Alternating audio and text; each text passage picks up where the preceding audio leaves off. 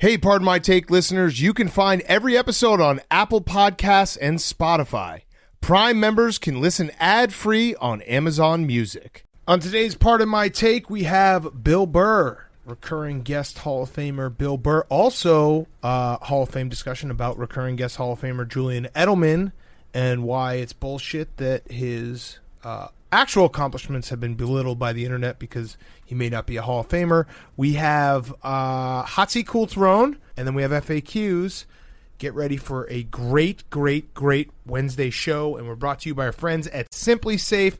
Which part of your house feels a little less secure than you might want? Maybe it's your first floor windows, maybe a French door. For me, it used to be, I would say it used to be my front door when I used to live on the ground floor in my apartment in Chicago. But guess what? You never have to worry about that now because Simply Safe is here for you. Now there is no time, day or night, where you have to worry because you know your house is always being guarded. If you already feel safe, that might not be true for everyone in your home.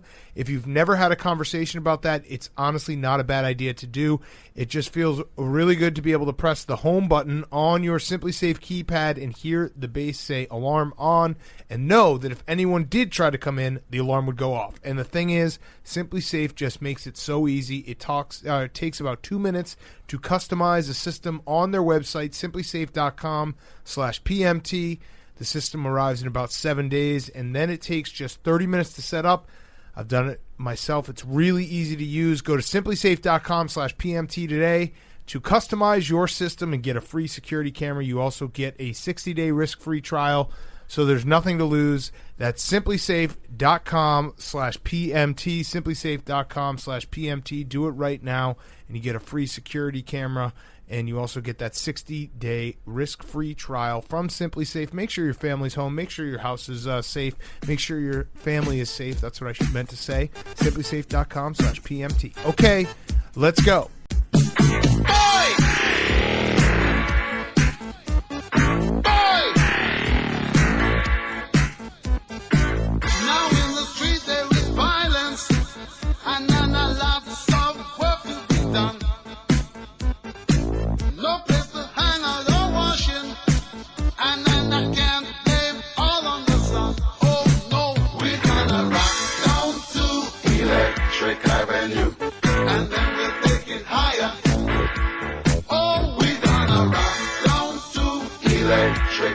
It's Pardon My Take, presented by Barstool Sports.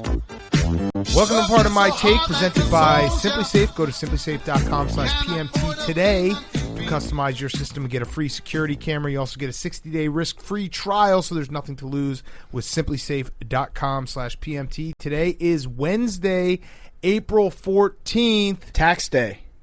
Almost tax day, but it got moved. I was trying to scare Hank. I was trying to freak him out on that one. It's, should we debate Julian Edelman in the Hall of Fame day? Well, let's debate whether or not we should have that debate, Big Cat. Well, I was laughing. I was chuckling. I think we should give him some respect on the career first. Yes, maybe pause for 1 second and then debate. Okay, yeah, good point. All right. Let's wait for all the facts to come out first. Okay, so let's not. You're right, Hank. We need to give him his credit.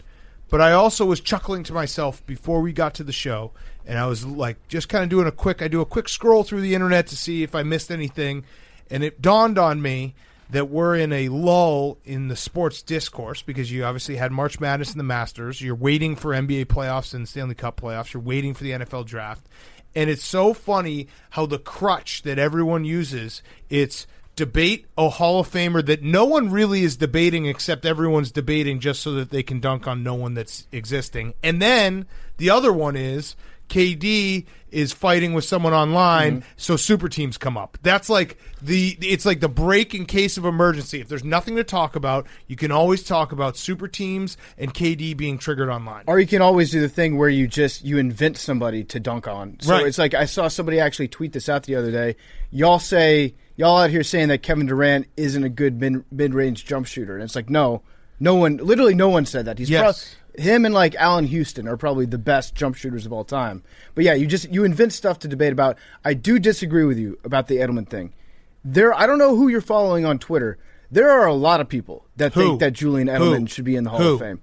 Off the top of my head, Skip Bayless. comes to mind. No, for real, who though? I mean, that's one. No, but there's Big not. Cat, no, you're in your echo chamber because there are tons of people. I think you're in an echo chamber. Then name them. I'm seeing like list 60, 40. I don't keep a list of people. I don't think you can name more than 3 real people. When you're talking about Edelman, you shouldn't keep 3 real people. I can not off the top of my head, but there are a lot of people that think that Julian Edelman should be in the Hall of Fame. Don't know if you can name more than 3 real people. Look at the replies to your tweet. I said 3 real people. I'm not talking about fans who are obviously going to go with their guy. I'm talking about 3 writers, people who might vote for the Hall of Fame. Tom Curran. 3 real. He said that he's probably not a Hall of Famer. I thought he said that he was. I'm pretty sure on his article he was like, I think he's an incredible Patriot, and he obviously had a lot to do with the dynasty, but probably not a Hall of Fame. I've seen a lot of people saying that Julian Edelman should be in the Hall of Fame. They might not have blue check marks next to their name, Big Cat. I'm saying that's what I'm saying. I don't think there are fans. You're gatekeeping the Hall of Fame debate. No, I'm not, because no. I think that because I'm trying to figure out where this started, because what's happening is it's basically what Hank just alluded to. It's not fair to Julian Edelman, who had an incredible career, that people are immediately being like, Hines Ward's better, Reggie Wayne's better, all these numbers are better. It's like, but no one actually, like, show me the few people that are actually saying he deserves to be in the Hall of Fame. So I think where this started was because this was bubbling up to be in the Hall of Fame. Yeah. But show me the people who are saying he's a no-doubter Hall of Famer. They don't exist. No one's saying he's a no-doubter. But here's the thing. It started like maybe 2 years ago, right when he was in the middle of another playoff run, when people were talking about him as being maybe the best playoff wide receiver of all time, not named Jerry Rice. And then from that discussion, people were like, well, how much does that impact Is this this Hall a Greeny of Fame thing? case? Are you caping for Greeny? You think Greeny would cape for a New England Patriot? I think Greeny would be like, you know what's a really good debate that won't get me in any trouble, that I can just start and do 4 shows about? Julian Edelman in the Hall of Fame. So I don't think. Well, I don't see. Now you've got me saying I don't think that he should be in the Hall of Fame, which sounds mean because he just retired and he had a great career, obviously. Okay, so let's do it that way. If someone retires and you don't immediately have a debate on whether or not they should be in the Hall of Fame, like Peter King shows up at your doorstep and won't leave until you laugh at his anecdote. Right. So but he's been discussing this a little bit too. I just don't. I can't find the person who's like running the Julian Edelman should be in the Hall of Fame campaign. I can't find him. Well, Billy was saying him. That person is a fucking Billy, what did you say? Agent of chaos. Well, Billy doesn't think he's retired. It's the Hall of Fame, not the Hall of Stats. Okay. That's my point on the matter. Okay. So you're saying that he's not a Hall of Fame receiver.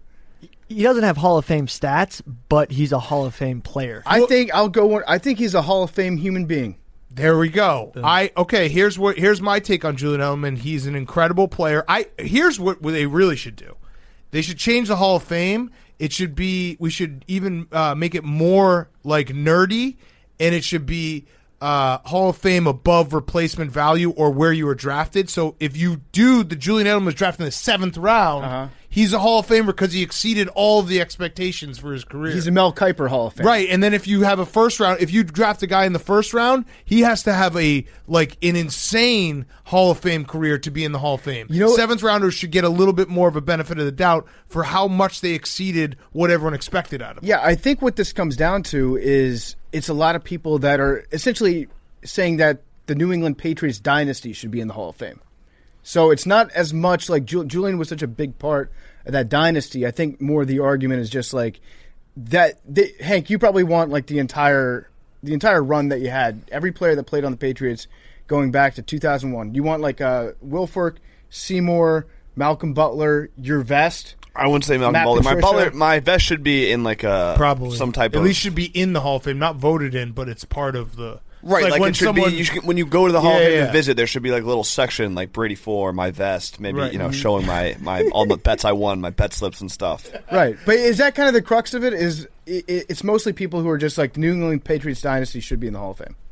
Yeah, I mean, I don't think he's going to be in the Hall of Fame. His moments, like you said, will be in the Hall of Fame. Yes. In the moments as you're walking through the museum, like greatest playoff performances, the catch, the throw in the Ravens game. But yeah, he's not going to have a bust. That doesn't matter, right? It doesn't matter, and he has 3 rings, and I'm like, and an MVP. What it actually is getting me mad Super Bowl MVP. that whoever created this debate has ended up making like the discourse about Julian Edelman's career, how he's not a Hall of Famer, when that shouldn't even be the question. It should just be he's an all-time great clutch receiver, big moments. He was the one who came up through. Like, his career is incredible when you think about the fact that he was a 7th rounder and, like a kick returner. Maybe, like, they thought maybe he'd be a DB. All these things. So I'm more mad that whoever decided, and I can't find the person. I want you to find me the person, PFD, that created the debate of Julian Edelman deserves to be in the Hall of Fame, has now had the reaction of everyone being like, he's not a Hall of Famer. And it's like, shut up. Why don't you just celebrate the guy's career? Right. It's more haters. It's more a matter of, we've been talking about it as kind of like a theoretical experiment for the last couple of years. Like, when the day comes. Who started So there's been a it? pre-debate going on. And there are a ton of people out there that think that. Jake actually had a great take today. I love this. We were actually discussing Julian Edelman's Hall of Fame resume, and Jake was like, the debate over whether or not Julian Edelman should be in the Hall of Fame should be in the Hall of Fame. It's a Hall of Fame debate. It is a Hall of Fame debate. It is. No doubt about it. And I do think that some of the people that are saying that he should be in the Hall of Fame, he gets like an added benefit. You can search, like, it's so easy to find. I couldn't find thousands of people. I couldn't find anyone Literally who's an thousands actual of people who's are saying this. Big cat is Liam Neeson. Yeah, I couldn't find anyone who's a Hall of Fame voter or like an NFL writer or like someone who, because I just can't stand, and I guess this is just the internet. I'm just hate the internet in general, but I can't stand everyone arguing against something. It's like, but no one was arguing the other side. You guys are dunking on no one. So all I saw last night, like, Hines Ward was trending. Reggie Wayne was trending. And people were tweeting out, like, look at Reggie Wayne's stats. Look how much better he is than Julian Edelman. It's like, shut up, dude. Why don't you just appreciate Julian Edelman? No one said that he had better stats than Reggie Wayne. I think what you're seeing these people writing the articles in response to are the replies to people's tweets. See, that's stupid. That's who they're. Well, those are real people too, Big Cat. They are, but that's not like those are like everyone's going to want their favorite player to be in the Hall of Fame. I think that a lot of times Julian Edelman and Danny Amendola, Julian gets credit for some of the things that in the back of your head you think that maybe Danny or. He gets credit for the stuff that Danny Amendola did. And Wes Welker. And Wes Welker a little bit. So he's like, there should be a bust for all three of them, Julie, Dan, Welker, Mendola. It should just be slot receiver Patriots. Yes, that should be in the Hall of Fame. Yes. Because when you roll all into one. I'm cool with that. And I think Julian Edelman, like, he's not, if I had a Hall of Fame vote, he would be one of those guys that, like, when they do the, you know how, like, Cower got in and cried on TV and they let everyone in that year? Like, that would be wait till one of those years. Whenever that was the year, that was 100, right? So like wait till 150 and they start opening the door to everyone and they clean up the Hall of Fame. That feels like a Julian Edelman, and he's gonna. I think if I had to like guess, I think he will end up in it in like 20 years because people will keep it alive and it will like grow in and stature. No other receiver will do what he's done in the playoffs in the next 20 years. Right. Ever. It is crazy that Reggie Wayne's not in the Hall of Fame. That was wild. And Hines Ward. And Hines Ward. That is crazy to me. I mean, yeah, if you're judging by the company that you keep. It's very funny to me to see like what trends on Twitter when something that has nothing to do with them. Right. So like if like the day comes when Joe Flacco retires, you know Trent Dilfer's going to trend. How has that not happened? Because he's still playing. But you know he's going to do a mid-season. You can almost predict like the runoff conversation that's going to happen with Ray Flacco's Rice will retirement. trend as well. Ray Rice might trend on that. Big Ben retires. Deshaun Watson trends. Mm-hmm. Yeah, there's going to be. I don't know. It's just there's no. It's a no. I do debates they get a little tired, but it's like if Julian Edelman's not in. Eli Manning's obviously not in either. That's why I don't get how people say that either. Well, yeah, Eli was. I truly don't understand. I never thought Eli would be in, but it's kind of what you're saying. The argument would be longevity. Eli played for a lot longer. Like Julian Edelman was only he was. You got to like, if you look at it, quarterback. Right. No, but I'm saying a long time at a high level. Yeah, I'm saying that would be the quarterbacks have longer longevity in general than slot wide receivers going through the middle every snap. I'm just saying the counter argument. Eli Manning also beat Julie Dan Welker Mendola twice in the Super Bowl. I think only one was Julie Mendola. Julie Dan Welker Mendola. Yeah. Well, Billy doesn't even think Julian Edelman's retired, by the way. We need to get to that. I have a lot of faith in his work ethic, and I think he definitely is going to try to rehab it and come back. He had an incredible career, Hall of Famer in the recurring guest book. And yeah, he's like I don't know. It's to me we'll like get a bus made for him. Being maybe they should have a playoff Hall of Fame. because he would definitely be in there. I'd like to see that would be the Patriots one. Yeah, just call it the Patriots. Patriots Hall of Fame. Shut up, I actually feel bad. It ends up I feel bad for. I know he doesn't care, but I feel bad for Julian Edelman that this debate happens on the day that he retires when it's like, shut up, like just appreciate the fact that he was an awesome player, and really no one's debating the other side. Shut up, all you writers who are debating against him. We should wait until the facts come out in a matter like this. Let's not politicize Julian Edelman's retirement. I want to find the fucking people. I want their agents of chaos, the people who started this. They just watched the world burn. They just set it aflame. I think that we should include more unorthodox things in the Hall of Fame. Like they should Probably induct the NFL. Goodell. They should induct a football into the Hall of Fame. I think there is one. No, but it should have the actual football. They should yes. they should make a bust of the NFL football, the Duke, put it behind the podium for 5 minutes, silence, have everybody stare at it, put a gold jacket on it, and walk it off stage. So Julian Edelman, in the playoffs, he had 118 receptions, 1,442 yards in 19 playoff games. And then if you actually take it where he was like a featured wide receiver, it was 14 games, and it was 1,200 yards plus 109 receptions, which is an incredible season. If it was a regular season, that's the playoffs, and it's 14 games. He's an all-time playoff player. That's just a fact. You know what he is? That guy's just a football player. Yeah, he is. Do you think we have a bias? Do you think the Hall of Fame? Here's a real question: Does the Hall of Fame have a bias towards a position like slot receiver, because it's similar to like a nose tackle who doesn't get the sacks? Like he doesn't actually get the sacks or the forced fumbles. He's impacting the games another way. A slot receiver might not have all the receiving yards or all the touchdowns, but he's impacting the game in another way. Yeah, so I think that's definitely a thing. I think that they should probably break it down into positions at some point in the future, where you have a certain number of positions that get in at any given time. Like Art Monk. Art Monk didn't get into the Hall of Fame for like 15 years, and he was in the top 5 for almost every single category because you get these log jams that come up. I just love that this is, I mean, it's again, when we have like a lull in sports, it's Hall of Fames and then super teams. Mm-hmm. That's the way we do it. Oh, I'm ready for a load management debate too. We haven't had that in a while. Who's doing it? No, I'm just ready. That's the next one up. Yeah, we're for sure. Like the Kyrie stuff. Towards the we're end getting of the close. Yes, towards the end of the season, we always get the load management debates going. All right, so wait, is he a Hall of Famer? As far as I'm concerned, yes. There we go. That's one. I found you somebody. He is. You know what? He's a Hall of Fame human being. There we go. Better human being than football player. I don't even want to diminish his capacity as just a person by even talking about the stuff he did on the football field. Yes. Billy? You can't measure the value in the games he won the way that stats portray him. The best argument, like Hines Ward the best should be in the Hall of Fame. Yeah, the best argument that Julian Edelman has, and Eli Manning, is you can't tell the story of football without those guys. Mm-hmm. I love that argument too. That's the best. Great. Yeah, because you can't tell the story of the Falcons Super Bowl without Julian Edelman. You can't tell the story of Tom Brady's career without Eli Manning. So that's if anyone who is trying to argue this, use that, and there's no comeback. No, because it makes you feel warm. It makes you feel nostalgic about the game. Yeah, you can't tell the story of football without Julian Edelman. Who do you think would induct the football? I feel like John Madden would give a great introductory speech for a football. Yeah, that would be good. Bill Belichick would be good for the football, too. Yeah.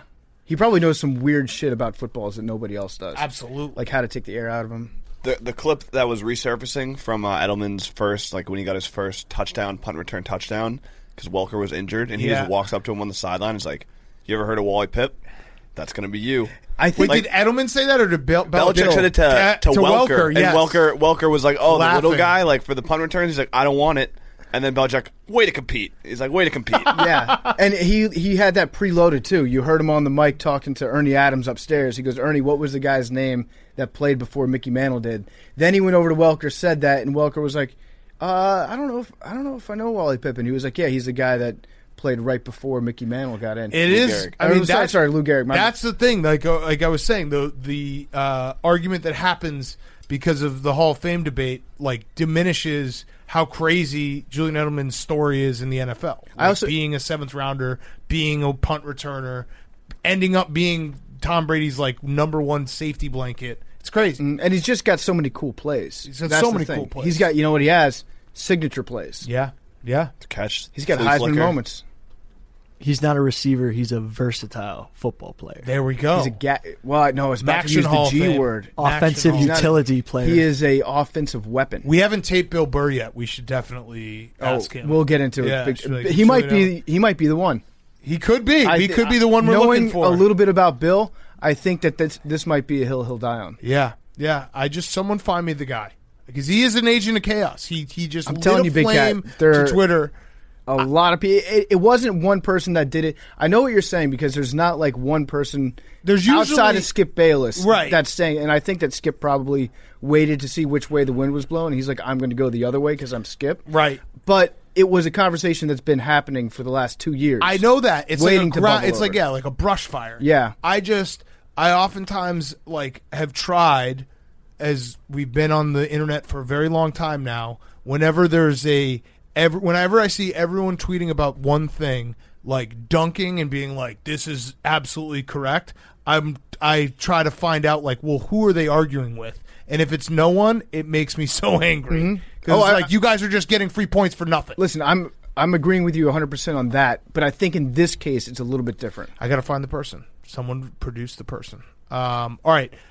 We also have news that Sean Payton is being put into, or it's a movie about Sean Payton's 2012 year with Kevin James playing the role of Sean Payton, which is now makes this the movie of whatever summer it comes out. I'm very excited for it, and I would like to be cast as an extra in the movie. Yes. Just so want to put that out there now. And we thought about who we would put in the movie for the rest of the roles. Now that I think Kevin James, once Kevin James is the lead, it just opens up the entire casting where you can just take as many risks as you want. Anybody. 'Cause Yeah. Kevin James is such a good actor that it covers up everyone else's faults. Right, I had a list of people that are strictly from 90s sitcoms. Okay, that I think have could some of the fill names roles. too, yeah. So let's talk Greg Williams. He has to be in the movie, right? He Yeah, plays I a got pretty big role. Yeah. So you could either go with Big Pussy, the rat, Okay. or you could go with Brad Garrett from Everybody Loves Raymond, or this is the one I think I like, Ted Danson. Okay. I was thinking we get a little something off of the Space Jam and pick up someone who got cut, Pepe Le Pew.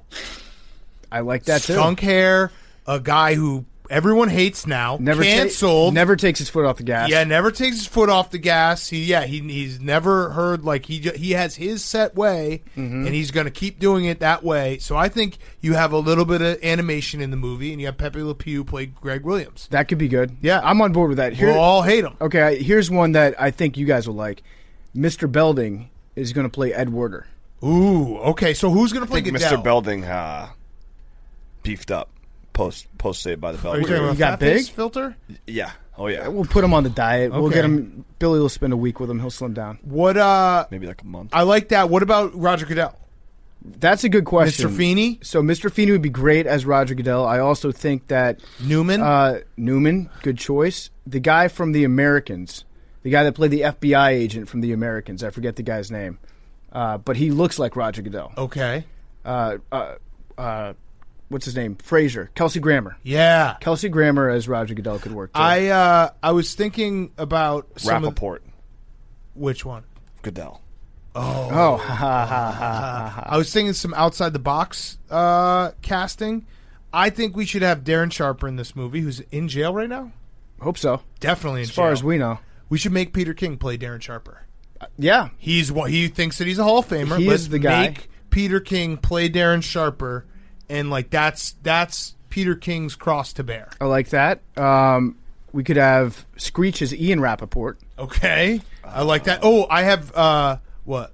Screech is dead. Yeah, that's right. Screech is dead. That's fine. He's very dead. We'll reanimate him. Big dead. Hologram Screech. I was thinking for Drew Brees, something age appropriate, Clint Eastwood. Okay, I Yep. like that. Or Jerry you could, Seinfeld. or we could have him be Will Ferrell, but it's Will Ferrell when he's Ricky Bobby, but only when Ricky Bobby thinks he's paralyzed. Okay, I like That could that. be the Drew I like Brees that too. character. You could have Millie Bobby Brown play his daughter, Yes. and she gets a bloody nose because she's so mad that she's not allowed to play football. And then the Saints start like winning games out of nowhere. Yeah, in a magnetic controlling force it with her field. with her brain. I was thinking who would play Aaron Cromer, who was one of the coaches for the Saints, who I hate forever because he was part of the Trustman Bears, and he punched a kid on the beach Yeah. So maybe just Aaron Cromer plays Aaron Cromer. I don't think that he'd let anybody else play him. Let's see what else I have here. I had one more. Oh, yeah. Dr. Nick Riviera as the team physician. I like it. That's perfect. That is perfect. Will Smith as Will Smith. Yep. I had Will Smith as I had Carlton Banks as Jonathan Vilma.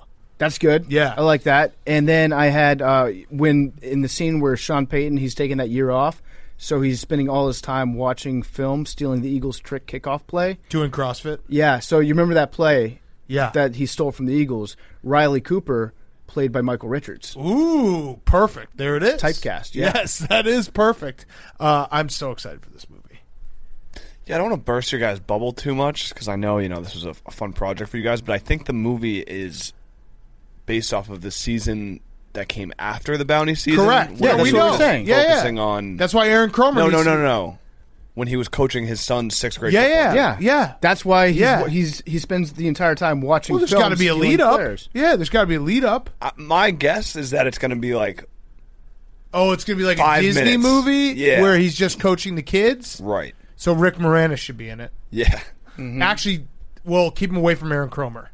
Like I don't think Greg Williams will be making an appearance in this movie. If Sean Pepe Le Pew will. If Sean Payton has anything to say about it, I think Greg Williams will play. Oh, he'll take the heat of it. Yes. Yes. This will probably just be like 90 minutes of anti-Greg Williams propaganda. Which, I mean, I would... Hats off to Sean Payton if he's that petty to make a movie about himself that's just taking a shit on his biggest enemies. I think that he is. We should get... Yeah, so we'll make a movie poster with some of our casting decisions.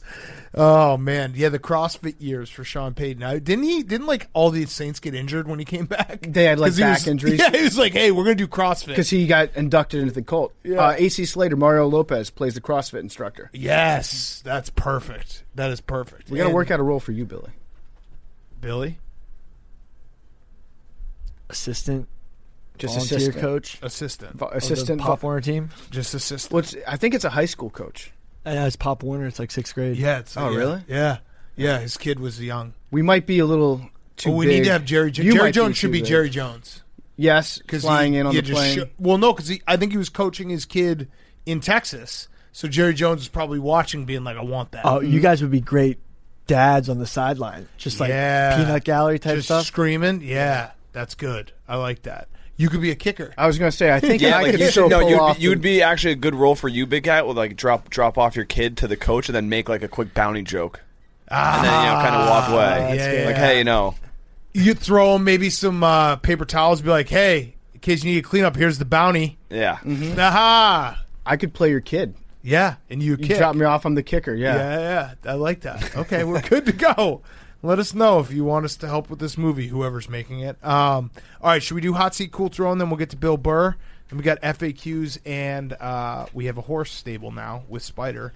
Hank, Hot Seat, Cool Throw. My hot seat is Shannon Sharp. You alluded to it earlier with the Kevin Durant. This is how it started.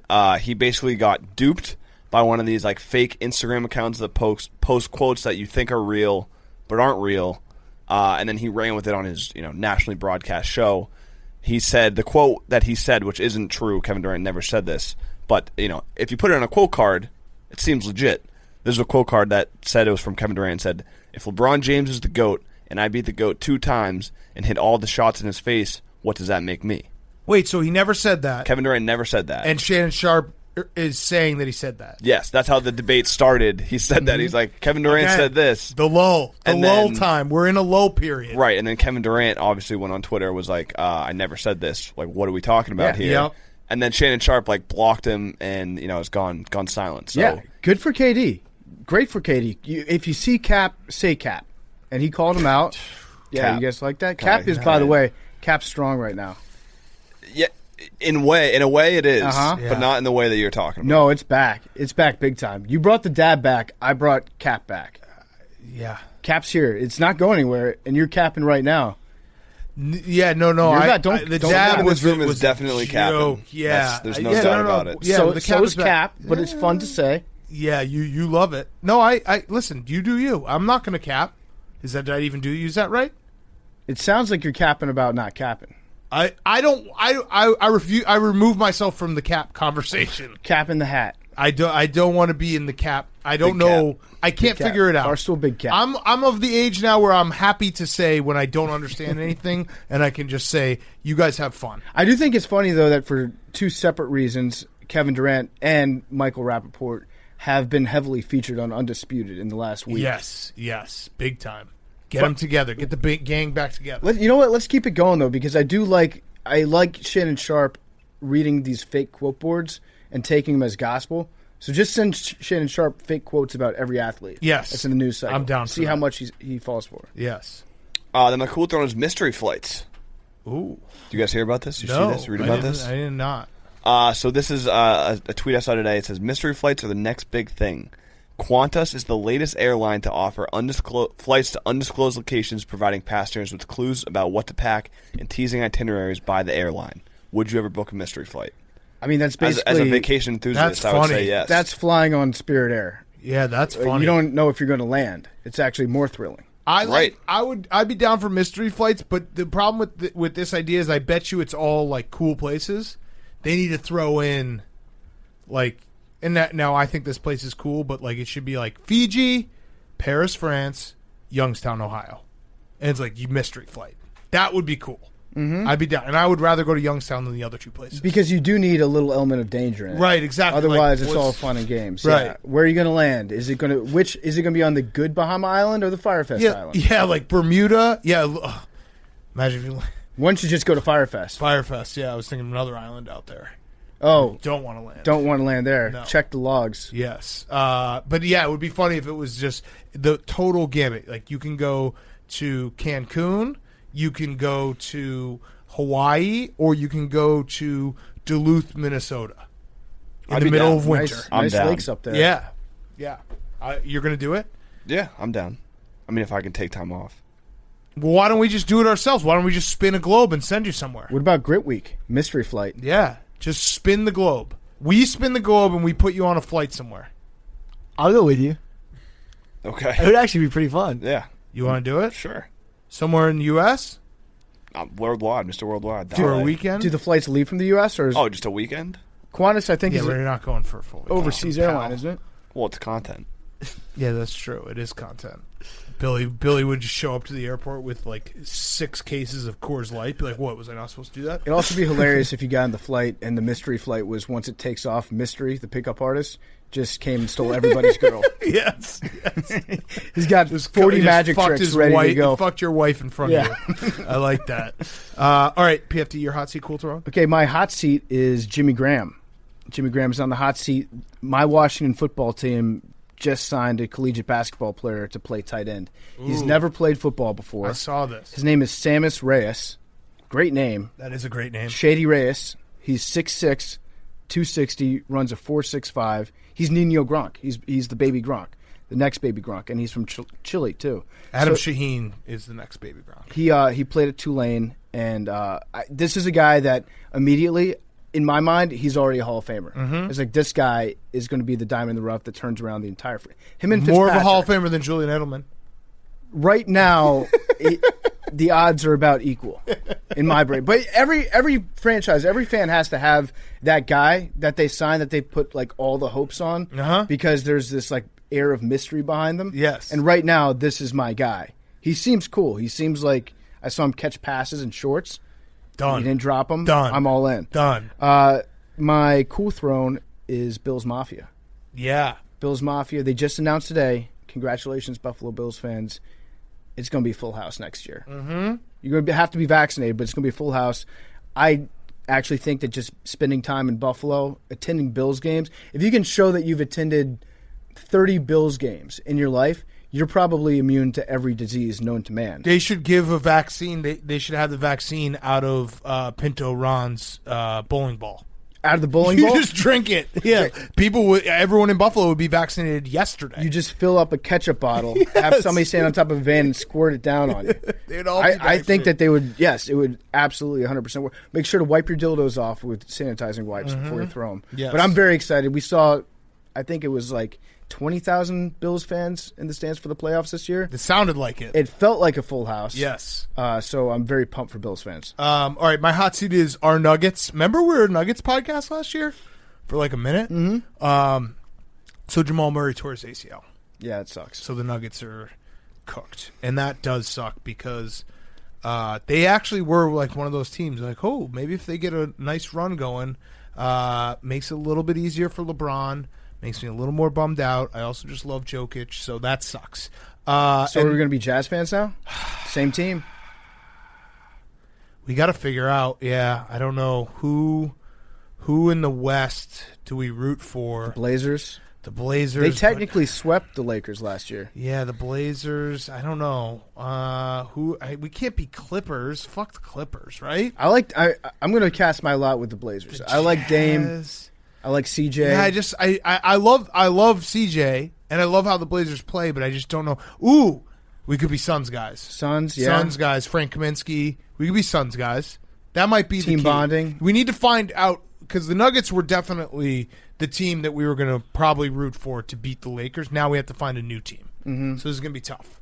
I'm okay with jumping on the Suns bandwagon. Yeah, I think that because also the jerseys are sick. Yeah, reminds you of the old days. Dan Marley. Yeah, Kevin Johnson. Much like the Suns, we routinely as a podcast get our dicks sucked together. Mm-hmm. Like all these things. That's our pregame routine. Yeah, right, Jake?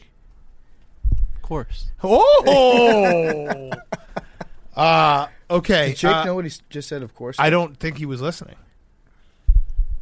I was listening to the Suns. And you don't know what you just said. You don't know okay what to. you just said. Okay, dude. Right, no. Oh my God. Going to have to clip that. You have no idea. Pretty much the worst thing you could have said. I was looking okay at backup hot seat cool thrones. I know I'm last in line, so I was kind of all over the place. Oh, it's not the only time you're last in line, if you know what I'm saying. What we're talking about. Of course. Oh shit, Jake! Oh fuck! All right, my cool throne is baseball because we do officially. I'm ready to call it Ronald Acuna fully the face of baseball already, and maybe so. I think Ronald Acuna is the face. I think Shohei Ohtani. I don't know what he would be. The ass, the forearms, probably the arms. The arms of baseball. Juan Soto, probably the quads.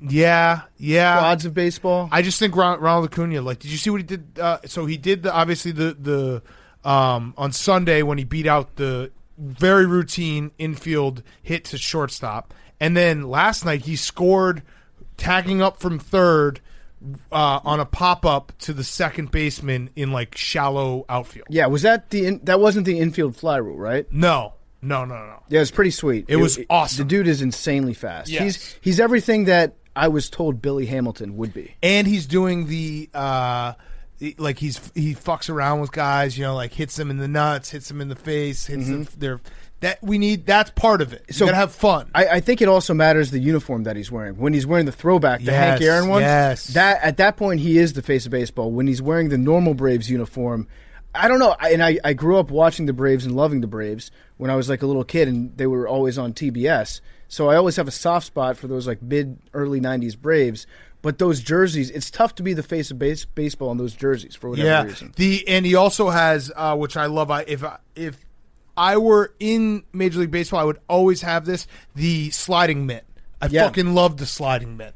It's got to give you an extra, like 2 or 3 inches? I was going to say it's probably like a full second. It's crazy. It makes it not only protects you and lets you reach out further, I think it actually makes you faster. Yeah, it's awesome. I love the sliding mitt. All right, Billy, hot seat, cool throne. My hot seat, humans. There was like a real life Black Mirror episode with a robot running around New York that was like working for the government. What?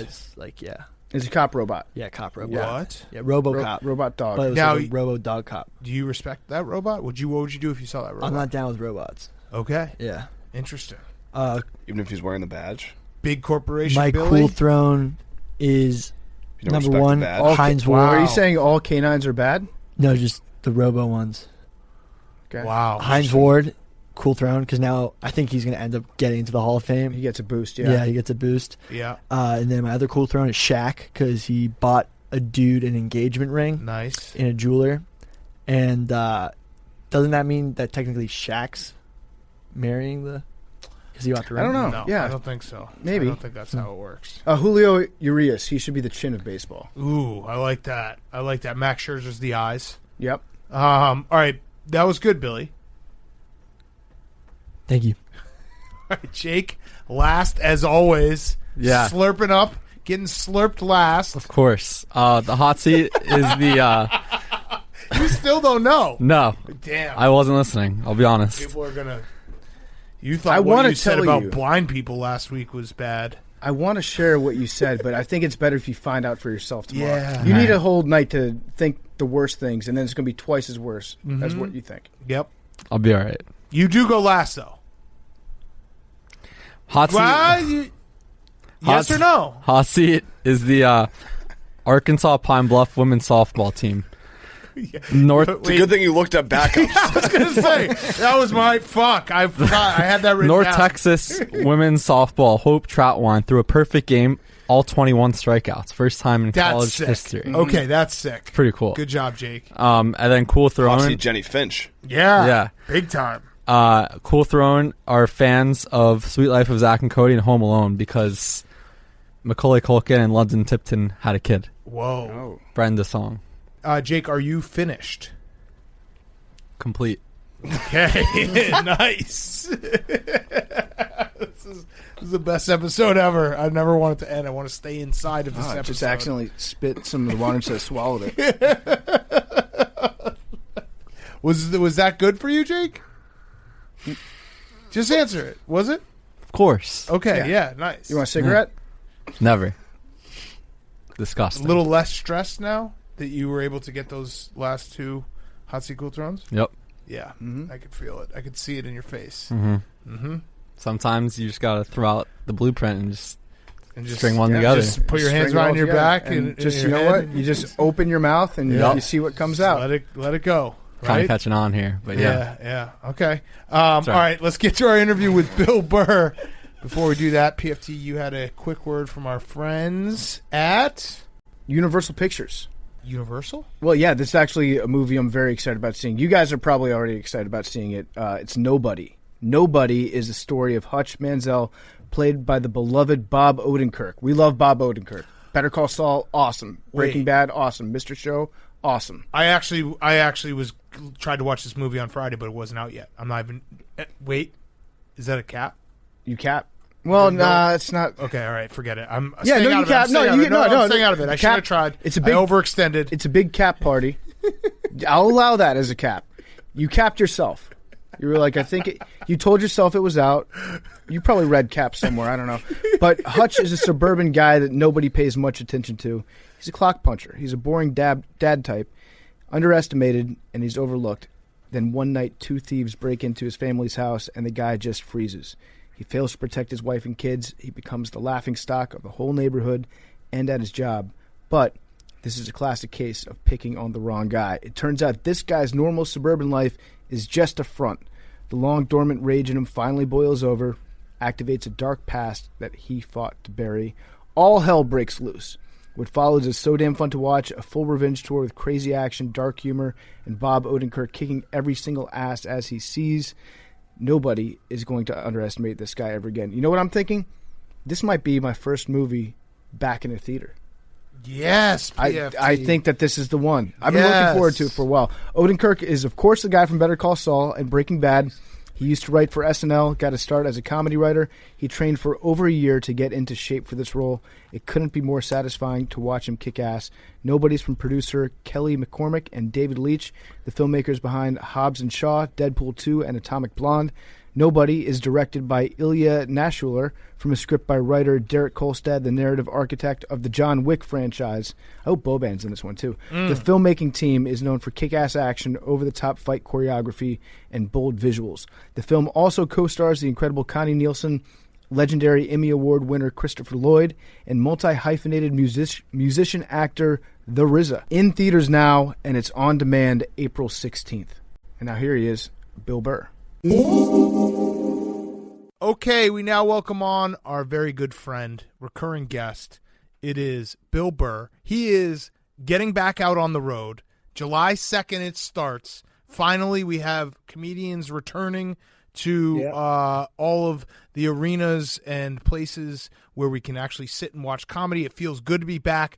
Las Vegas is where it starts. It's going all the way till December 30th in Phoenix, Arizona, Indianapolis, Atlanta, Minnesota, Kansas City, Pennsylvania, Atlantic City, all those places on the way. It's great to see you. And it's great that we're actually announcing that you're going to be back on the road. I'm so excited that we actually have a little return to normalcy. Which stop are you most excited for? Because I know you love arenas and different venues. Dude, I'm just so happy to do stand-up inside again. This has been such it's been horrible for so many people, obviously losing jobs and losing loved ones and stuff. But the one thing that has been kind of fun is I kind of learned how to do hell rooms again. I had that muscle memory still in me. It took a minute, but I did a gig for the Comedy Store right outside the Rose Bowl. They got the golf course, so they had 700 cars, and you could maybe hear like 20 people, and and all the headlights were on.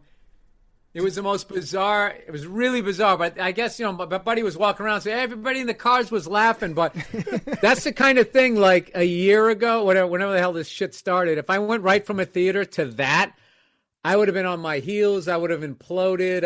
I would have abandoned my act and just done, but I was able to kind of stay in the pocket of it because there was a few people in pickup trucks sitting in the beds of their truck. So I was just sort of playing off to them as I just looked into this abyss. Did they at least have the courtesy to flash their high beams at you when they were laughing? Yeah, they do that. Honking's a bad idea. We thought honking was a good thing at first, but then it becomes it's sort of like automotive heckling after a while. So yeah. So I did a gig down Hermosa Beach recently. That was fun. The 2 days before the friggin' Klan did their rally down there. Which is always, it's funny how people perceive L.A. It's just, the idiots in Hollywood are always running their yaps and they have big platforms. So people think that that's what's out here. And it's just 20 minutes from that liberal lunatic is somebody with a Klan hood. Yeah, you opened for the Klan, is what you're saying. I was sort of on the Klan weekend. I was. We eased in. I had sort of the white supremacist Aryan haircut. I mean, that's also kind of tough for you as a fair-skinned individual to be performing outside all year. You probably ran through some sunscreen. It's at night, though. It's at night. But yeah, it's the reason I don't golf. It's the reason I always try to get baseball tickets under an overhang or any sports. The sun does not like me. Have you been to a game since they started letting fans back? Because I know you love going to games, and we told this story last time you were on, but pretty much the last game that was a normal fans was the LSU Clemson national championship, where we were sitting two rows away from you for the whole entire time without realizing it. I know, and if there was pandemic seating, I probably would have saw you as I was walking down the aisle, right. Hey, there's Big Cats. What's up, man? Yeah, that's crazy, right? And I can't believe I didn't get it, that I didn't catch COVID, considering right before the S hit the fan there, I was in the Superdome, just jam-packed with people. So anyway, I just got the second vaccine shot yesterday. Didn't get sick either time, just had a sore arm. Felt a little weird for a couple hours, and then I was good. Are you going to do all of this shit that people are saying about that Johnson & Johnson thing? Yeah. I love how 6 out of a million, and people freak out, but they still play the lottery. They like those odds. They'll still vape. Yeah. I mean, with cigar smokers, they're like, yeah, you know, you're not inhaling it. You're fine. They're just smoking 2 a day. You know what it is when they rolled out and even then, just because 6 people got it, had these bleeds or whatever, they still recalled it. That's how safe it is. How many Crown Victorias with the gas station and gas tank in the wrong area burned people alive when they got rear-ended before they finally moved that thing? So I just want them to be from the people that cured polio and every other plague before this. Well, yeah. The people who saved you from your ruptured appendix comes... You can say that they cured polio, but in the same breath, you have to mention that the Johnson family also owns the Jets. So not everything that they touch turns to gold. True. Listen, if I learn anything in life, everybody's a little flawed. That's true. It is funny that you bring that up because I like the initial reaction when I see it. I haven't gotten the vaccine yet, but I was planning on getting Johnson & Johnson. I'm like, ooh, maybe I won't get that one. And then, like, my car, like, 2 years ago, they sent me something in the mail being like, hey, we recalled a piece. You got to bring it in ASAP. And I was like, fuck that. I'm not bringing it in. Yeah. I'm just going to keep driving this thing. It's very stupid. We are very stupid people. Well, I am a firm believer that there should no longer be 24-hour news networks because just the sheer panic of having to fill up all that time. It's what happened to ESPN. When ESPN was the dream. Imagine if they had a 24-hour sports network, and then they did, and they actually used to show sports and stuff the whole day. They would show random stuff during the day from around the world. It was like MTV. They used to show music, right? Then I don't know what happened. They expanded ESPN2, the college one, whatever the hell that one is. And then I think with streaming services and the internet, now everybody just has to scream like Chicken Little and act like the sky is falling over everything. That I just find that CNN and Fox News, they should be tried for treason. All they do is divide the locker room. I agree when I with was that. a kid. Yeah, Republicans and Democrats could, have debates, but it didn't go the way it's going now. I mean, it's insane. Do you know what happened at ESPN? Magnus von Magnuson retired because I remember that was always the thing. The World's Strongest Men. They would put on World's Strongest Men for like 10 hours a day, all day during the day, and that was the best. You just watch. They have pool sharks on. Yeah, you just Minnesota Fats and Willie Moscone. I love that stuff. Yeah, you just watch a fucking huge ass dude lift a rock and put it up on like a pedestal, and that's way better than a debate show that debates the same thing over and over. They also had sort of weird aerobic shows. Yes. During the day. There was a guy I remember with black curly hair. He'd be on the beach. And then there was one body shaping. I want to say like remember one of those body Brooke shaping? Burke. Yeah. Yeah, body shaping. Body and then there was like shaping. one of those Brooke Burke type chicks, like the hot chick doing you just sit there like eating chips, just watching her doing aerobics. That was my first experience being horny. Yeah. I was like 5 years old watching Body Shaping before kindergarten. I was like, I don't know why, but I really like this show now. Yeah, I'm a body shaper. You know where they really lost their I way? was the body shaper. Yeah. They lost their way when they canceled Playmakers. Did you ever watch Playmakers? I vaguely remember that. I just used to like to watch the games, and then I loved Sports Center, and I loved when they would throw their jokes in, and Berman, of course, with all the nicknames and stuff. It was sort of like right through the 90s, sort of the mid-90s, the 80s into the 90s. It was unbelievable. It was the greatest channel. I would watch Sports Center on a loop. I would watch the same one like 5 times in a row, like my favorite episode of Seinfeld. Well, it ruined it. The thing that really ruined it, and it's not ESPN's fault, is that you basically can get all the highlights right away. Because we were kind of talking about the same thing, but like as children of the 90s, PFT and I, Sports Center was like, oh, I want to watch the highlight. Like, you can't. There's no package. You don't get to watch every game. You watch Sports Center, you get to see everything. It was appointment television for that exact reason. Yeah, and ESPN killed the This Week in Baseball type shows. Yeah. Because for the most part, all you would get as a Boston fan, I'd get the Red Sox and maybe some game that mattered if we were in a race with the Yankees or the Brewers when they were in our division back in the day. You get a little bit of those highlights. But like I used to watch like Inside the NFL. Yeah, inside stuff, NBA inside stuff with Ahmad Rashad. This Week in Baseball. Then hockey's always like the ugly duckling. Like they kept trying to have like, those. I'm sure they had them up in Canada. But and I remember how insane it was. Like when I first started doing the road, I used to sit mainly in the outfield because most of the highlights that Mel Allen was showing were home runs. Like when I went to the Kingdom, I remember how they used to hit a home run. You see those people running along that little aisle that ran parallel to the outfield. Mm-hmm. I was like, I want to do that. Like Ken Griffey Jr. was still in center field back then. So I went to a lot of those ones before they tore them down. But Anyway, somehow we got to that. That's good, though, in a sports show. They went from the vaccine to talking about the kingdom. Are the sports reporters where you had John Saunders, Mitch Albom, and like Mike Lupica usually they would just sit around and compete to see who could tell the oldest story. Yeah. Like who remembers the oldest thing in this room? But their opinions were like gospel for some stupid sure. reason. It was kind of before anyone, I mean, obviously I think it's better now that fans are a lot smarter, numbers, all these things. But you'd sit there and watch these old guys and be like, yeah, you know what? Like Muhammad Ali it's Muhammad Ali number 1 and Secretariat number 2 for greatest athletes of all time. Mm-hmm. Do you think we're smarter as fans? We definitely have access to more information, but the thing is, whatever you're working with is what you're working with, and like whatever brain you were given. So if you're a moron, you can read as many books as you want. I actually think, like, to a certain point, overloading dumb people with a lot of statistics makes them dumber. It just makes them more confident in their ideas and their conclusions they were going to reach anyways. Yeah. You know what my favorite thing is when a dumb person takes mushrooms and then after their trip they feel like they're smarter and they try to explain the universe to you. It's just like, yeah, you're not smarter. You're just a dumb guy that was tripping. Yeah, I feel very seen right now. You should listen to my podcast, Bill. I think fans are – so it's an interesting question because I think fans have more tools. They have more information.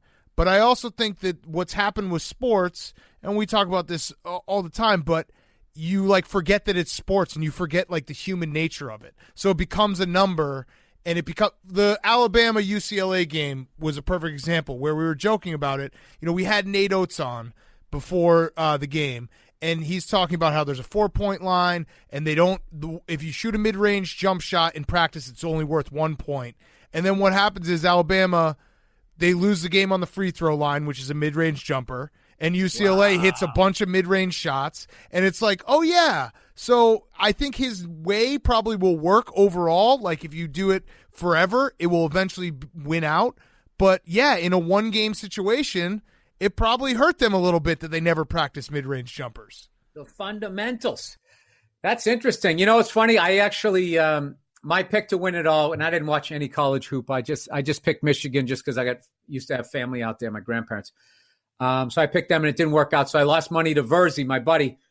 So he picked Gonzaga, right? So when they were playing Baylor, I saw Meta World Peace, and Meta World Peace gave me the heads up. He was doing commentary, and he goes, I feel like in this matchup that Baylor is the hip-hop team and Gonzaga is the rock and roll team. And I was like, I know what that means. I know what that means. Do not bet on these white boys. Even though Gonzaga wasn't really a white team, I knew what he was talking about. And then I looked at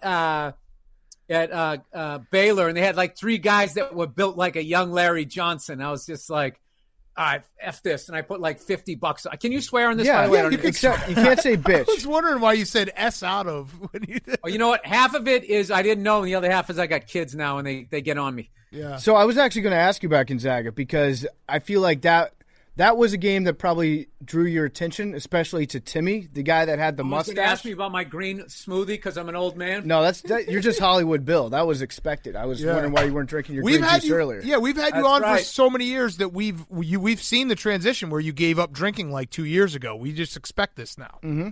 You're in your yoga studio right now, which looks lovely. 7:30 to midnight are the hardest hours of my day. But just sitting there alone with my own thoughts. When it came to Drew Timmy and his mustache, did you see him doing the stash celebration when they were losing by 15 points? Because I watched that, and I actually thought in that moment, if Bill Burr's watching this, he is fucking pissed off right now at his television to see that guy celebrate. The stash celebration? He scored a bucket. He had the Fu Manchu when he dunks, he'll go like this. And they were down by 15 points in the second half, and he was doing the stash celebration. He would probably argue that gets me into my game. That's part of my ritual, like Nomar with the gloves and stuff. I don't know. I have no idea, but I will. Yeah, that is weird. Like wrong emotional.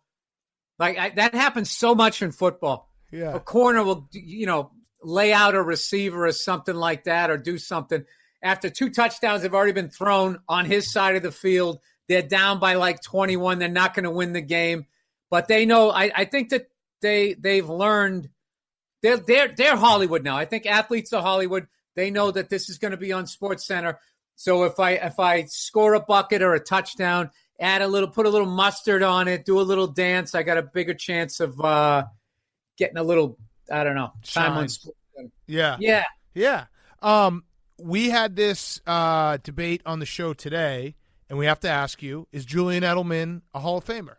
Oh, God. I can't tell you last time I look at stats. I will say... That's better. That's better that you didn't look at stats. I'll say this about him. Whenever we needed a first down, whenever we needed a big play, somehow that guy got open. And I would say that catch that he had against Atlanta, where he split those two corners and caught it like an eighth of an inch off the turf, is sorry, it's my phone. I would put that arguably, one of the greatest Super Bowl catches of all time. I mean, I'm thinking only the Lynn Swann one, just because it's a classic. Degree of difficulty. I mean, I look at him like he was on the modern day Steelers of the 70s, and he was our Swan or Stallworth, and both of those guys are in. I know a lot. I don't know what his career numbers are. I saw them quickly yesterday. I think you'd need at least like 5 figures in the 10,000s or whatever. But I don't know. He had a ton of playoff yardage. I don't care, man. The guy's won 3. He gave us 3 Super Bowls. I hope I put him in there. There you go. I'm going to Canton. I've seen a lot of people in there that I couldn't believe got in there. So maybe, yeah. All right. I like if it was baseball. If it's baseball, they're so cunty they wouldn't put him in. But I think he definitely has a shot. He's got the James Worthy, big game James vibe. Yeah, Robert Horry. Horry, exactly. He passes the eyeball test. We were saying earlier he has a lot of moments. He has a lot of signature plays that you remember, and you can't tell the story of football without telling the story of Julian Edelman. Yeah. And did he throw more touchdowns than Walter Payton? That's what I want to know. Ooh. He also had that. He also had that ability. Right, probably. He did throw a couple at least, right?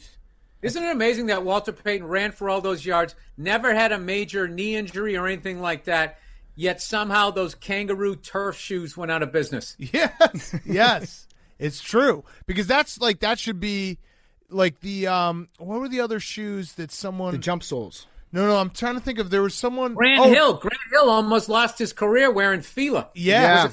Well, he did. Derrick Rose took down Adidas for a minute there because it was like he kept on getting ankle injuries, and he was Adidas' #1 athlete. And Zion Williamson tanked Nike stock by 3% 2 years ago when he stepped out of his shoe. Yes. Single-handedly did that. Yeah. Bill, I have to tell you, I watched your performance on Saturday Night Live a few months ago, and it was awesome. It was one of those things where everybody on the internet felt strongly about it one way or the other.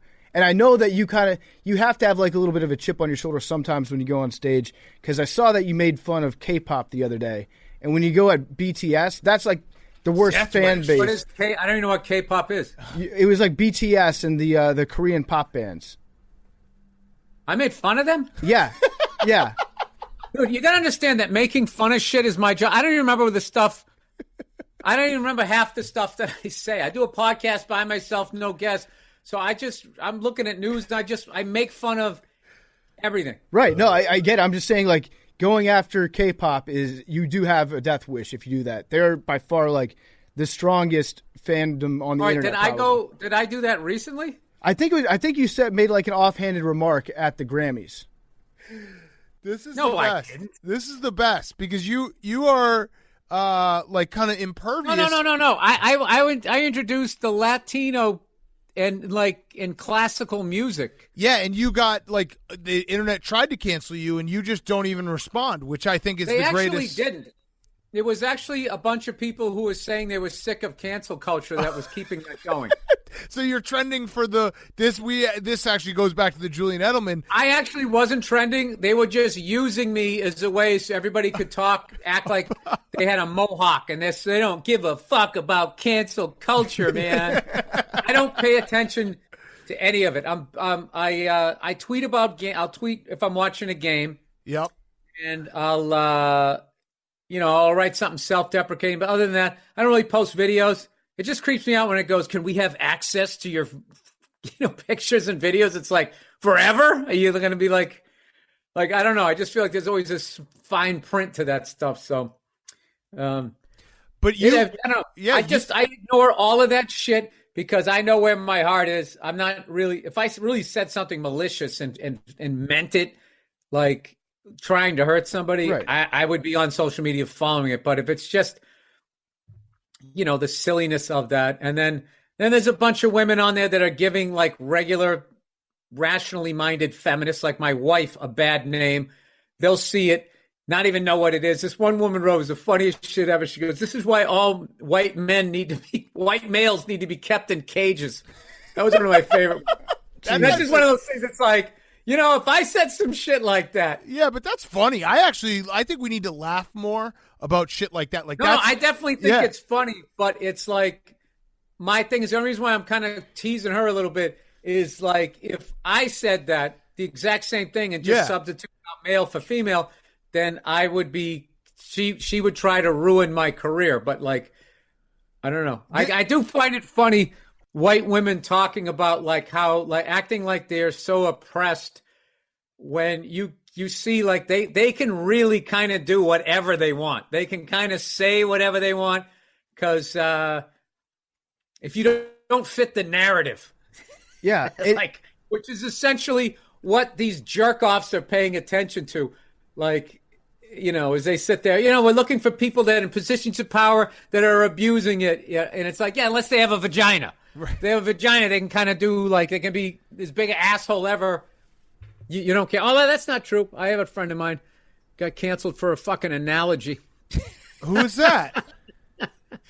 I don't want to say the name because I don't like digging it back up again. Yeah, that's fair. Okay. She's got it going again. I don't want her to pick the scab, but it's just one of those things. Like, you're kind of proving her point here. I think though that you like as a whole, we should all just laugh about everything. Like that person, if someone says, "Oh yeah, all white men deserve to be in cages," I should be like, "That's the greatest parody of all time." Like that's hilarious. Dude, when you want to say like laughing about stuff, I remember one time. Speaking of the Klan, that's a great clip right there. Cut that out. Bill Burr today. Speaking of the Klan. I remember one time there was this clip on the internet and they were marching down the street and there was some guy walking parallel to them along the sidewalk playing a tuba and playing like boom, boom, boom, boom, boom, boom, boom, boom, boom, and just made them look like the complete jerk-offs that they are. And it was like, I feel like that type of thing combats it so much more than yelling and screaming. And like, I shouldn't even said those fucking jerk-offs because that will get their back up and dig in more. But like, if you just sort of laughed more at stuff like that, I think there's no, like, I mean, no, I don't know. I'm probably oversimplifying this. No, you're right. I think to an extent it is like a little bit of an oversimplification. But what you're saying, I think, is true. Where it's like if you see people that you don't like yelling at somebody, there are certain subsets of people that are going to be like, I'm going to join that side because the people I already don't like are mad at them. They see that as their home. Whereas if you're just making fun of them, it kind of takes all the allure out of anybody wanting to join that side.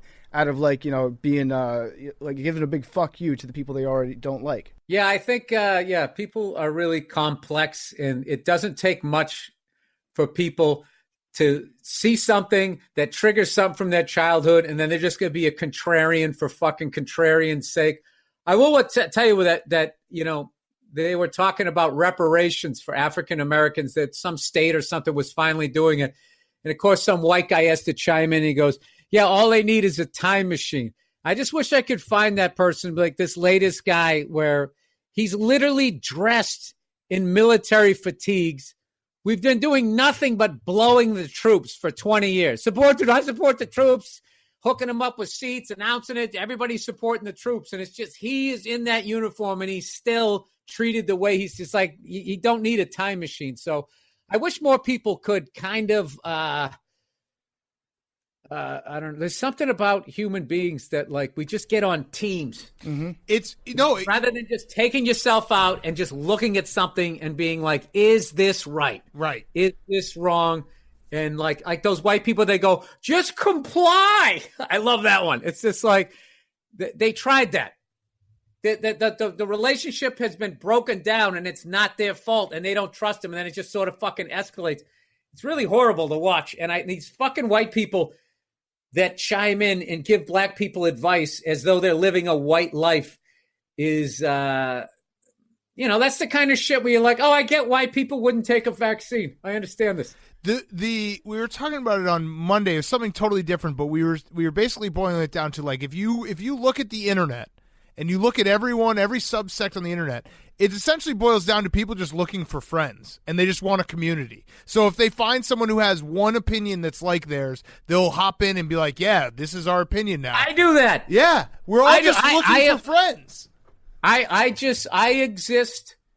This is what I look at old trucks. I watch animals killing each other, elk versus bear or whatever. I watch all of that shit. I used to watch fight videos, but there's just too many sucker punches nowadays. I hate that stuff. And then also, once a guy's knocked out, the continued hitting is just like, come on, you won the fight. It's over. So, I exist in a very small part of the internet. And then I watch videos on aviation. Yeah. Yeah. Okay, so you want to talk aviation? Last night I was watching some Gulf War fighter, like some dog fights that took place there. I don't know what it is about watching those things, but they get my blood going. Like I get amped up if I just watch an airplane take off of a carrier. Well, just think of how scared you get during turbulence on a Southwest flight. Now imagine you're in a plane and somebody's trying to shoot it out of the sky. Another plane is, there was a great, this book called Fly Boys. And George Herbert Walker, the first Bush, told this story of he was like 19, learned how to fly, and he'd go on these missions knowing every time he might not come back. And you come back and your roommate didn't. And you had to block that out. And he was talking about how you would go out, you'd get into these fights, drop your bombs or whatever, get into dog fights. And when you came back, he said you'd be so in shock of what just happened. Like he landed one time on an aircraft carrier and one of the higher ups said, how you doing, son? And he opened his mouth and no words came out. And he goes, that's all right, son, go down to sick bay. And he goes, you go down to sick bay and they give you 2 fingers of scotch or 3 fingers of scotch. You take a belt. And he goes, the funny thing is it worked. And then it kind of brought you around. And just to think, to just do that once, to just do the fact that then the next day he knows that this could happen again and again and again and again. And these guys were 19 years old is, and then you fast forward today and you see people like, I don't want to wear a mask. I'm breathing my own carbon monoxide or whatever, carbon dioxide. It's kind of funny. We've gotten, I'm including myself. I'm pretty soft, Are you a guy that'll compliment the pilot on a landing, casually on the way out the door? Because I've always wanted to be that guy, but I'm never confident enough in judging the landing as it happens. So I'm concerned when I go by, it might not have been a good landing. I'm like, hey, nice landing. If you didn't die and they didn't break the plane, it's a fucking great landing. Because you also don't know what they're dealing with. They can be coming in at the last second. You ever feel like when you're coming in sideways, they're crapping yes. and you got 300 people and your own life on the line, and you just gotta. I don't know how they do that. In the last second, they turn it like this, and sometimes they just, if the wind changes or something, they gotta. I don't know shit about planes, but they gotta set it down hard. They don't have the options that a helicopter has. We should honestly clap more. I know that it's always ridiculous whenever we land, when a plane lands and everyone clapping. claps. I hate that. We I like should to clap clap more. I do like to Why clap. not? Yeah. It's incredible that we landed. It puts you all on the same team, Bill. You're over here complaining about how nothing's unified anymore. When an entire plane gives a round of applause for a safe landing, you feel like you're all in this together. All right, fair enough, but I will tell you there's douche chills. I actually also feel it's disrespectful to the pilot that you have. You know what I mean? Would you clap if, Jordan was just doing a shoot around? Yeah. Yeah, definitely. What about at the end of movies? Well, I Michael guess we're Jordan, different yes. that way. Yeah, what about the end of movies? I'll clap at the end of a movie sometime. If it's great. I mean, yeah. Listen, if we're in ridiculous turbulence, okay, and I think I'm going to die, and that guy lands it. Oh yeah, I'm fucking. I'll go nuts. Have you ever clapped All right? at a movie in But your if own it's house? a sunny fucking day, I mean, let's not get crazy. First of all, those fucking guys, by their second turn, they already got it on autopilot after you started, and they're up there shooting the shit. They take naps up there. So, clap for autopilot. Clap for the technology. Well, you find me the person that invented it, and then the person that installed it. I'll do that. Okay. Have you ever watched those videos where they do the sideways landing into the wind shear? Those videos, I feel like you would really enjoy. I just watched one recently where a guy got into instrument weather, and his pitot tube, which is what the air goes into, it controls your altimeter, your vertical airspeed, and your airspeed. And he was in the clouds, and he forgot to put the heater on because he flies in Texas. He was going across country. It didn't think to him that he iced it up. So he gets himself into IF, and he loses all of those gauges.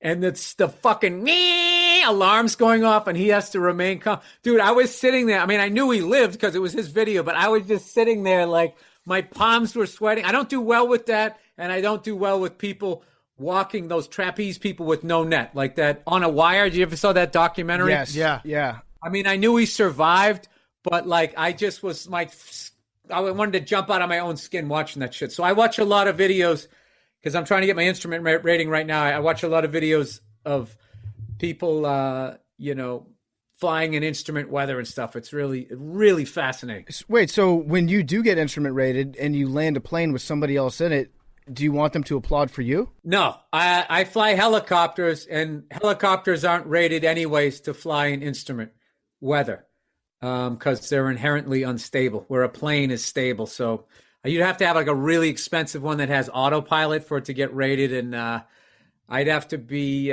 making Tom Cruise money. So what is it about watching videos like that? Because I'm the same way. I don't like heights. I don't like the Man on Wire documentary. I hate watching the Russian bridge walking videos that are everywhere. Where they're what about the people who just climb up a structure? Yeah, like the 15-year-old kids hanging off. I hate it, but I watch them, and I hate it while I watch it. What is that like? What does that say about you that you love watching these videos that you hate? No, I don't watch them. I don't watch them. I'm not going to watch some kid just hanging off that or jumping from one building to another building. I don't want to watch that, but like I never heard the story of that guy on the wire, and it fascinated me. And I said to myself, well, I know he lives, so there's no reason to get nervous. But like, I'm one of those people, like I don't go to horror movies because I just buy in. I take the ride every time. They scare the shit out of me. Like, remember when biggest one I remember coming up was like Blair Witch, and there were so many people like, that movie's dumb. That movie didn't scare me at all. I was just like, I saw it alone on the midnight showing after a set at the Laugh Factory, and it scared the shit out of me. So yeah, I don't watch shit that I don't like. I don't want to watch. I see. I'm the opposite. I like to watch if I know the plane's gonna crash, I'll watch it. I don't know why. That's fucked up of me. I know it's fucked up of me. But like skydivers, no, I watch those skydivers videos. Yeah, or skydivers. Like I don't watch that. Yeah, I watch it. It's probably very fucked up to admit out loud, but like those things, obviously I watch more out of like the gawking, and then my internet is essentially like if you show me a puke video, I'll laugh no matter what. Anytime someone pukes, you know what's I'm crazy? laughing. If you were actually there and you saw a guy skydive and the chute didn't open and he bounced, that would be so fucking traumatic. Correct. But you watch it on video, I have to think that there's always a price to pay. Yeah. So, like, I feel like, it's like watching porn. Like, I probably watched it almost every day for like 15 years in a row. I know that did psychological damage just because stuff that was like, oh my God, that's fucking horrific. The line just keeps getting moved. So then I found myself in the end just watching it, laughing, like looking at like tropes in porn. Yeah, no, there's I read an article it might have been a couple years ago about the team on Facebook that removes sensitive images and videos, and how they all have like legit PTSD. Like they have psychological issues because they've been watching that stuff constantly. I don't go seek it out. Let me be on the record here. I don't seek it out. Hey, nobody's coming at you. No one's coming at me. When it's like I'll be watching like a skydive thing, and it will be like on Instagram, it'll be like, "Do you want this sensitive you know how it has the warning? I always love like, the give warning. it to me. Give it to me. I want it. Give it to me." What I do is then I look at the comments, and if I see one that says, "Yeah, that dude's dead," I don't watch it. That's smart. Yes, yeah, I usually watch that shit. So Fuck. I used to watch, like, I remember distinctly going on vacation one time, and they had the Faces of Death videos in the house that we were renting, and we put it in, and it was tough to get through. It's it was jarring. really hard. And I even, like, to this day, I can remember every single thing that I saw in it, and yeah, it does fuck with you to a certain extent. Yeah, we rented that before there was a Blockbuster. We rented, at the local video store. We rented one of those. Some of it was bullshit, but a lot of it was like, I think real. We thought it was real anyway. It was fucking horrific. And I remember that night my mother made lasagna, and I almost puked when I saw it. That's with you forever. That sauce and meat. I was like, oh, God. Oh, man. All right, so I have one last question, Bill. It is the Roback question. Use code PFT on roback.com for 20% off your first purchase, RHOBACK.com, code PFT. They make the best performance polos and the only performance polos we wear. And for you, Bill, we're going to send you one. The Q-Zip from Roback is awesome. All right, so you mentioned your podcast, which I listened to. Is there, you're just rambling to yourself. Is there ever a moment where you're like, what am I doing? Is anyone even recording this? Because you could, at times, you could probably just do it forever and never hit record, and it would be therapeutic. Yeah, I definitely think, the voices are definitely going. Is this funny? Does anybody care? There's all of that. It's incredible that you're like, I always listen, whenever I listen to someone who does a solo podcast, I'm amazed at their ability to keep the conversation going and not have it feel awkward. And I'm like, man, like 5 minutes in, I'd be like, who the fuck am I talking to? But you wouldn't have to do an hour the first time. You just do 5. It's like building a comedy act. You don't just come out like, I have to do an hour. Just 5 minutes, 7 minutes, 9 minutes, 13. You just, next thing people write. I get to read advertisements. People write in questions. But there's no one in the room. That's the part. Like, if there was one person in the room who was looking at you and like laughing or like nodding along, that's at least something. Right. But there's times when there's just literally you're just talking to yourself. So that's what I'm thinking, because when I used to do more writing, I would know if I was doing a good job, because sometimes I would be able to make myself laugh and take like a little pause. If I wasn't making myself laugh, I was like, this sucks. But when you're just speaking into a microphone, you don't have that opportunity to just like stop and laugh at yourself or like feel that what you're doing is funny. So like, are there ever any shows? I laugh. If I say something crazy, I laugh. But I also, when I upload it, I have a tendency to listen to the first 20 minutes almost every time. So I kind of get a sense. It's almost because I never listen to stand-up sets. So it's kind of good. I get a sense of my pacing, if I'm going too fast, if there's things that I felt, if I was in a bad mood and something, oh man, that sounds worse than the way I was thinking it, which is something you really have to watch out for. When you're joking around, is it, you got to make sure you're in sort of a happy, playful mood. Yeah. Because even though you're still joking, it won't come off that way. And then, the hairy leg chicks get all upset. It is crazy how much the mood that you're in at that time translates to an audience and how quickly they can pick up on that. You're absolutely right. Yeah. If someone's on stage having fun, like the crowd we'll get into it, unless they were already animals and maniacs and stuff. But there's definitely there are things in my act that if I am in a bad mood, it becomes a completely different vibe. The whole set just kind of feels like I need a shower afterwards. Like, the fuck happened? So, but that's something you have to learn as a comedian. So I've learned that. So and when I start to feel that, I can kind of stop it as it's happening now, where before, when I was back in New York and I was sleeping on a futon, I had nobody in my life. I could have like a whole week of shows like that. It just, in New York was it was different back then where, I don't know. New York beats you up in a different way now. It's sort of becoming like the Dubai of fucking. Just the level of money it was always ridiculously high. Now I go out there, it's just like there's not even a shithole in Manhattan anymore that you can move into. Everything looks like these glass towers.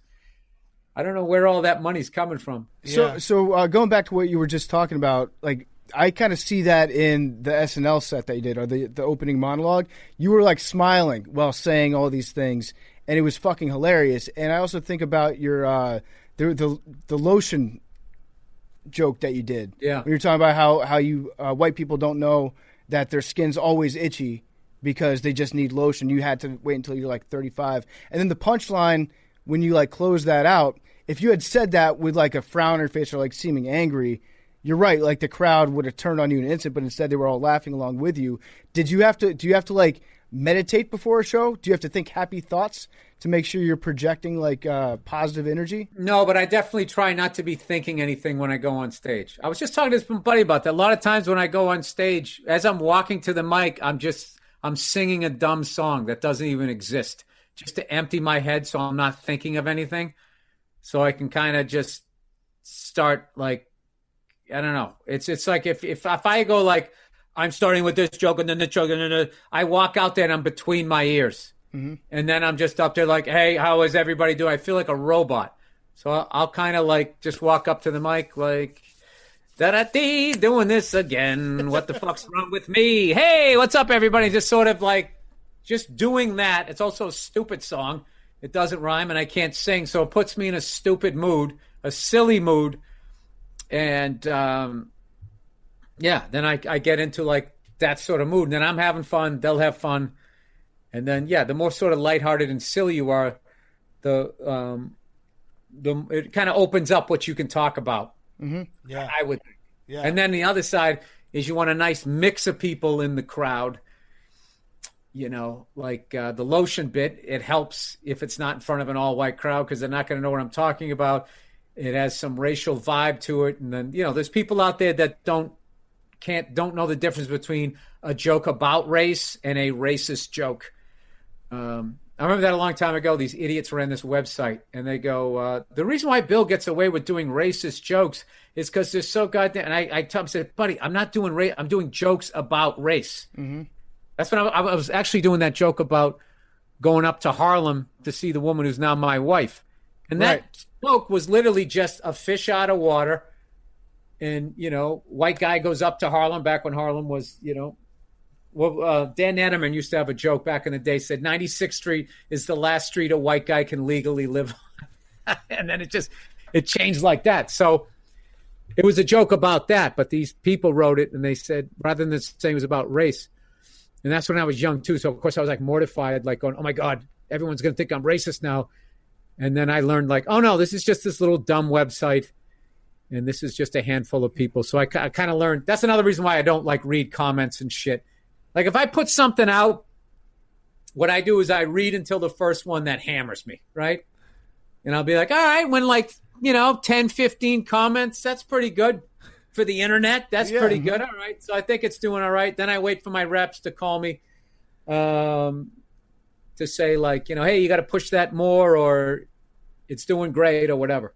Yeah, it's like playing press your luck. You keep like reading until you hit the whammy and then close out. Yeah, that's it. Somebody craps out and I just take my money off the table. It also is an impossible thing to tell, especially people who are like maybe just starting out in podcasting or whatever it may be, to like don't read the comments, never read the comments, because we all read the comments when we were starting, and then eventually you get to a point where you have the confidence where you're like, hey, I don't need to read the comments all the time. And that totally changes your perception. But I think everyone has to live through it. I have a lot of empathy for younger people that are coming up with the level of just scrutiny and just like how like as mean as hecklers were when I came up, nobody would like. It wasn't the level of mean that's on the internet because you're removed. It's like the shit that people will say about pro fighters. It's like you would never say this if they were in the room. So there is. So I really feel bad for like a lot of younger performers because you're so young. You don't have any of you start to build walls like you can't fucking hurt me. Yeah. For people like that. And but when I was young, I was just sitting there, head right on a tee for you to drive down the fairway. And I just can't imagine these kids nowadays when they come up that there's that level of it's just people just taking their childhood out on you. Yeah, no, I actually think like it happens at Barstool Sports a lot too now because I think back to 8 years ago when it really was only 10 of us and it was a little club and it was the people it was a community. Now we're so much bigger. Someone shows up and gets hired and they're just fucking out to the wolves instantly. Like they just get smoked instantly. I don't know how they come back from that creatively. And you have such a passionate fan base that anybody new is just going to get right. They have half a second to prove themselves, I would think. But you guys have been such a fun thing to watch. My favorite thing was whenever anybody would try to come at you guys. And I thought that the whole way that they didn't understand you guys and the whole way that there was this really weird shift on the left where they became everything that they claimed the right to be. These certain segments of them where it was just these are guys that are into sports and like hot chicks. Therefore, they're this, and this is all toxic. My favorite thing was when that idiot said that your female CEO was there in name only. Yeah. He came back I grew this business by 80%. He was actually being sexist. And once again, because it didn't fit the narrative, how come that guy didn't get taken out? Well, I think it all goes back to the fact that the people that run a lot of the media companies and a lot of people that write at other media companies just hate our boss, just on a personal level. And so then, therefore, everything else that happens over here is bad, no matter how much they would agree with it or not agree with it. But I think it says a lot about you if you hate a self-made man. That shows that you can start from nothing and still grow into what you guys are all doing over there. Like there's certain people that look at that and they get inspired by it. And then there's these other people. I don't know what kind of people they are, but they see it and they want to ruin it. They want to destroy it. And it's that's the change that I've had, at least mentally, because it used to bother me so much. And then I was like, you know what? I'm going to keep doing what I do for the people that like it. And the people who don't like it will never like it, and they'll always hate me. And it just is what it is. This is what I take comfort in. I have two friends of mine that think the Beatles are overrated. So I just look at it like if the Beatles are getting shit. Yeah, true. I'm pretty sure my truckload of shit is coming. So it just comes with the territory. And I don't read it. I try not to read it. Don't respond to it. It just is. It's sort of a new it's like a new sport, like when Frisbee football came out. Another new sport is just going on the internet and trying, look at this guy made his dream or this woman made her dream come true. Let's see if we can end it. Mm-hmm. That's it. It is true. That's how I fill myself up as a human being, is I try to end other people's dreams. I mean, honestly, it's a lot easier to do that. So I can see in the short term, you get a couple quick dunks off, you start feeling good about yourself. Yeah. Why am I not happy? Why I spend all day just shitting on things and trying to pick people apart online. Why am I not fulfilled in my life? That's my favorite. Not saying I've got life figured out, because none of us do. I mean, you're opening up for the clan. Yeah, so. There's a reason why I binge drank the way I did. It wasn't because I was a happy guy. Yeah, and now you got smoothies. But Bill, this has been awesome. We appreciate it. Everyone go, if you are in one of the cities that Bill's going to be in, make sure you head out there. Comedy is back. Bill Burr's back on the road. Like I said, he's going to start in Vegas. He ends in Phoenix. He's going to be hitting everywhere in between. I got Red Rocks. Red Rocks is a big one I'm looking for. Oh, hell yes. That sounds awesome. Hell yes. Yeah, come out to a Colorado State game and then go to the show. Have you ever performed at Red Rocks before? I did for Wendy at the Comedy Works. I did a thing where there was an animated short festival, because it isn't just like huge bands. They have like all these cool movies. You can go to movie night there and stuff, as far as I know. So they hired her to bring some comics out to do a little bit of stand-up right before these animated movies. So I performed in front of a bunch of animation fans that had no idea who I was, and it didn't go well. So the answer to your question is, yes, I have, and I didn't have a good set. It's a great venue, though. I want to go out there. I bet you the mountains are so blue in Colorado. Yes, absolutely. But well, if you guys want to go, let me know. Let me know. I'll hook you up. I love it. Well, thank you, Bill. It's always a pleasure. Always fun to have you on, and good luck on the tour. All right. I hope to see you in person in a mask-free world. Yes. All right. Yeah. Can't wait. All right, guys. We'll see you. Thanks, Bill. Bill Burr was brought to you by our great friends at Raycon Wireless. I don't know about you, but I feel like I'm always looking at a screen now more than ever. And whether you're an avid news watcher or if you're in serious need of a distraction, unplugging yourself is easier said than done. One of my favorite ways to rest my eyes and still get the content that I'm itching for is by putting in my Raycon wireless earbuds, listening to something great. I fell asleep last night listening to a sleep podcast. That's right, it was a sleep podcast. You just plug the earbuds in, lay down. They don't get in the way. You can lay down in bed, not have to worry about big headphones getting in the way. Don't have to worry about painful earbuds because these things fit snugly. Whether you're catching up on your favorite news podcast, if you're binging an audiobook, if you're powering through your workout with a pumped-up playlist, a pair of Raycons in your ears can make all the difference. No dangling wires, don't have stems to get in your way. Raycons come in a range of stylish colorways, but always with a comfortable in-ear fit for a more discreet look. Another thing I like about them a lot, they've got, I think it's 5 different sizes of the rubber that you can put on the earbud themselves to fit in. So you can make sure that there's a good fit for your ear. They'll stay in. They're built to perform anywhere and anytime with water-resistant and sweat-resistant construction and Bluetooth that pairs quickly and seamlessly, and enough battery life for 6 hours of playtime, so you can unplug for a while. The best part is Raycon makes great sound accessible to everyone with wireless earbuds starting at half the price of other premium audio brands. On top of that, they're offering 15% off. Raycon is offering you guys 15% off all their products for our listeners. Here's what you have to do to get it. Go to buyraycon.com/take. That's it. You're going to get 15% off your entire Raycon order. Feel free to grab a pair and a spare. That's 15% off at buyraycon.com/take. buyraycon.com/take. Okay, let's do some FAQs. I almost used cap correctly there, but I'm staying out. I'm staying out of it. No cap. You almost used it correctly. I'm staying out. I know when I'm beat, but here's the the internet thing, Big has Cat. me beat. Here's the thing. You don't have to say cap. All you have to do is just you fire off the memes. The memes are really what's the attractive part. All right, I'm fine with the memes. I'm a memeaholic. Just if you see somebody capping online, just that part. I can't send. I don't know. It's like pornography. You know it when you feel it. Yeah. Okay. All right. So I'll give it a try. Self-bonking on that one. Self-bonk. Where's our bonk? Oh, it's right here. Oh yeah, bonk yourself.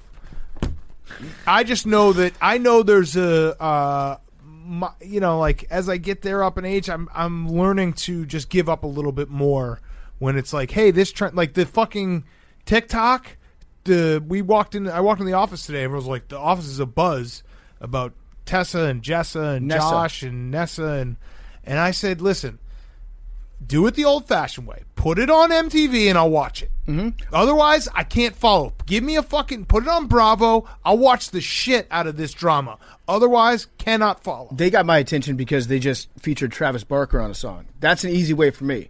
If you have Travis Barker playing behind you, it doesn't matter if you're singing, if you're doing stand-up, you could be delivering a eulogy. Mm-hmm. I'm going to watch if it's featuring Travis Barker in the song. Actually, so you're going to watch Keeping Up with the Kardashians? Not that bad. Yeah, why not? Yeah, for sure. Listen, I'm Cap. That's Cap. Drama? I'm in for the drama. Just put it on TV. I don't know how to follow it. Travis is dating Courtney. He got her name tattooed, or she got his name tattooed. Scott Disick doesn't get enough credit for being an all-time villain. The Lord. Remember that time he shoved money into the waiter's mouth? If that happened today, he might have been publicly executed. That was a fucking douchebag as douchebag gets. But he knew how to play his role. What are we doing? FAQs? Q&As, FAQs. Why did PFT stop wearing the cowboy hat? Everyone knows it's a good look on him. Everyone did know that. Like, I thought it was a good look. Universal. Big Cat was a big proponent of the cowboy hat. Sometimes you just got to stop doing stuff. That's great life advice, actually. When I said it, it sounded really profound coming out of my mouth. Yeah. Stop doing stuff. Sometimes just give up on shit. Yeah. And honestly, it was more of just like a distraction to get me through. It was like a 3-week period where I was like, I just got to switch something up. I think you've actually done a good job, though, of laying the base work that when you do it now, it looks natural. So, like, you put in the hard work so that people are like, hey, cowboy hat guy. So when you do it now, I wouldn't have the same reaction when I did initially where I was like, ooh, I don't know, this is a big change. Now it's like, it's part of your repertoire. I think the next time I wear it, I'll also have the boost of like, oh shit, the cowboy hat's back. Right. And then that's a whole new buzz going. It's part of your game. You are now a 5-tool player. Mm-hmm. Running, throwing, cowboy hatting. Running for power. Stealing. Running for power. Running for speed. The ephus pitch. Mm-hmm. Oh, dude, Zach Greg, when he throws the ephus, it's so electric. It really is the best. In the early days of PMT, Big Cat would always say, loser has to kill a debutante whenever you guys would bet on Jesus something. Christ. Yeah. What did that even mean? So it was just, we were coming up with stupid stakes for our bets that we were putting out What's every a week. debutante? A debutante is like a 15-year-old girl who's What? finally stepping out onto the stage. They used to do debutante balls. I said that? Yeah, so Yikes. I'll jump on this grenade for you. I think it was my idea to say it, Yeah. but it was literally just because we wanted to think of the most like obnoxious dumb thing to make the stakes of our bet. It's when the I mean, we've gotten caught in this a few times. It's the old like I'll eat my column bet that a newspaper columnist does or a radio guy. This is why we have the ass eating thing. Like, we unfortunately essentially just can't be okay watching other people do lame bets and be like, oh, that's a lame bet. We have to be like, that's a lame bet, and on top of it, we will commit murder and then eat each other's asses out. Mm-hmm. Would you still watch sports if you had to write a 3-page report for every game you watch? Signed, Jabusiness. Are you talking about like being a journalist? Every game? Yeah, you had to write a 3-page report for every game you watch. What size font? Honestly, no. That's so much work. I'd watch like a couple games. Would you watch? There's no way that you could watch. Think about that. Every NFL Sunday would be Sunday a book. Would be tough. You're right about Red Zone counts as one game. Okay, so you're right about the font. You just basically go double space, 12 and a half, indent, margins, paragraph, space between the paragraph was always the best move because it not only gives you extra space, but it also you can be like, it's a classy look. Mm-hmm. And then you put your name in the top right corner, and then give it like 4 extra spaces and down then the before date, you start, and then a big title. The date, you got to everything. title your essay. Yeah, we could do it. I would do it on Sundays because Red Zone counts as one game. Red Zone 2 counts as really just 3/4 of a game when it's 4 games or 3 games in the afternoon. And then the night game, so that's 9. I would write 9 pages after an NFL Sunday. Here's something we can do. Billy, you're not next fall. You won't be in school anymore, right? So you'll have a ton of free time.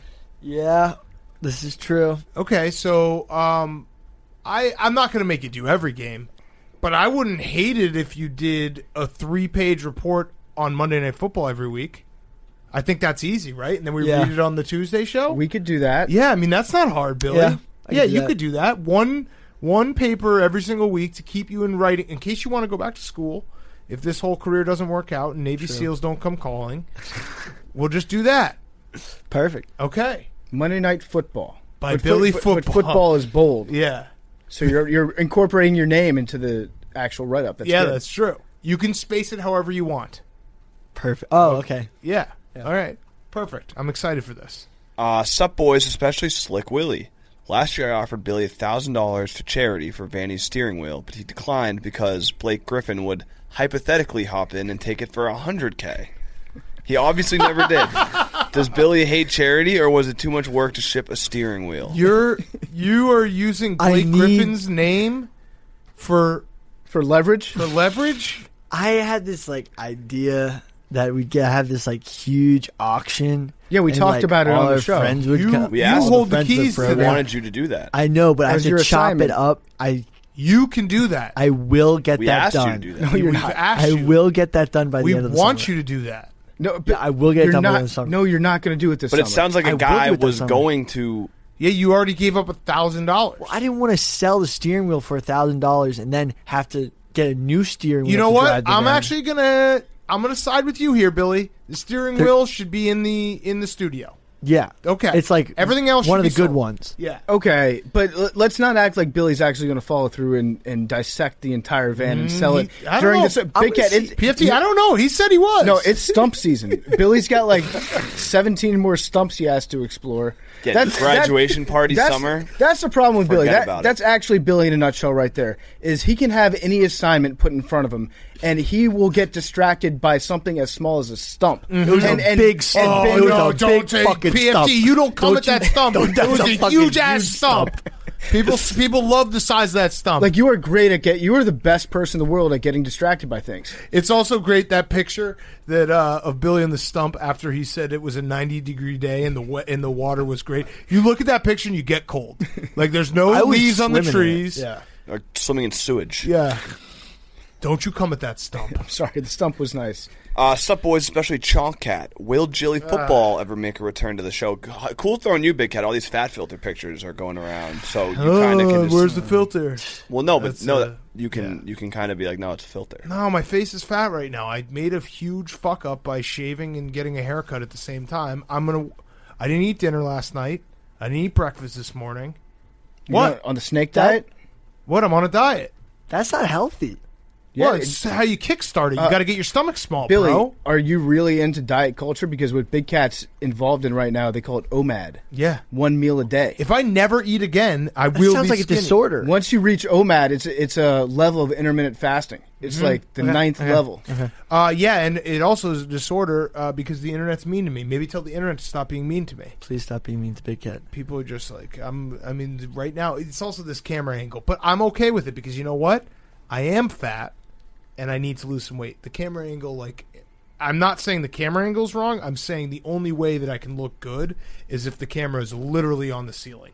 There is something about your face, though, where anytime you make a change to it, it's going to look fat in a way. It's the shaving. But then after a few days, it just becomes that's your face and you're not fat anymore. I got a nice double chin. It's right here. It's flopping around. But we're going to fix it. We're on OMAD. OMAD? OMAD. 1 meal a day. Dude, OMAD is going to kick everyone's ass. Billy, you're also my fucking nutritionist. I know. I don't understand what you're doing. I think you're slowing your metabolism down. So then speed it the fuck up, dude. Well, start eating more. That's how you. No. Like what, pizza? Like small increments, Why would you eat more if you're trying to lose weight, Billy? That doesn't add up. more frequently. You're Big Cat's OMAD. You're UMAD. You know what I'm going to do? I'm going to get back on the hot dog diet. I'm going to say, fuck it, I'm just going to eat raw dogs all the time. That was the best. That was the last time I had a legit diet that worked. Just cooking a bunch of, I think Raw my dogging heart, during the day or at night? all the time. You fucking cook me up a hot dog on the grill, I'll eat it. No bun. No cap. There you go. Got it. Got it. Sup, dudes. What is your go-to sandwich to make at home? PFT looks like a big ham and cheese guy, while Big Cat looks like a PB&J kind of guy. Favorite sandwich to make at home? I don't make a lot of sandwich. Usually, if I'm eating a sandwich, it's something that I buy because I like to treat myself to a nice Italian, maybe Philly cheesesteak. But if I'm making it at home, I usually go simple. So I'll go like PB&J. That's usually my jam. Yeah, peanut butter and banana or turkey. My favorite is turkey salami and then just put like an entire bag of chips in it. Got to get that crunch. Is that healthy? Is that good on the diet? Yeah. No, I mean, no way is He it. didn't even. He didn't He's listen. not- yeah. He didn't hear You're what you not. said. You're no Turkey, different than Jake getting sucked Turkey, off. salami. And an entire bag of chips inside the sandwich. And then I have another bag that's for the side chips. Okay, that's a problem. You know what I like though about getting sandwiches from somewhere else that I don't make myself is they're always heavier.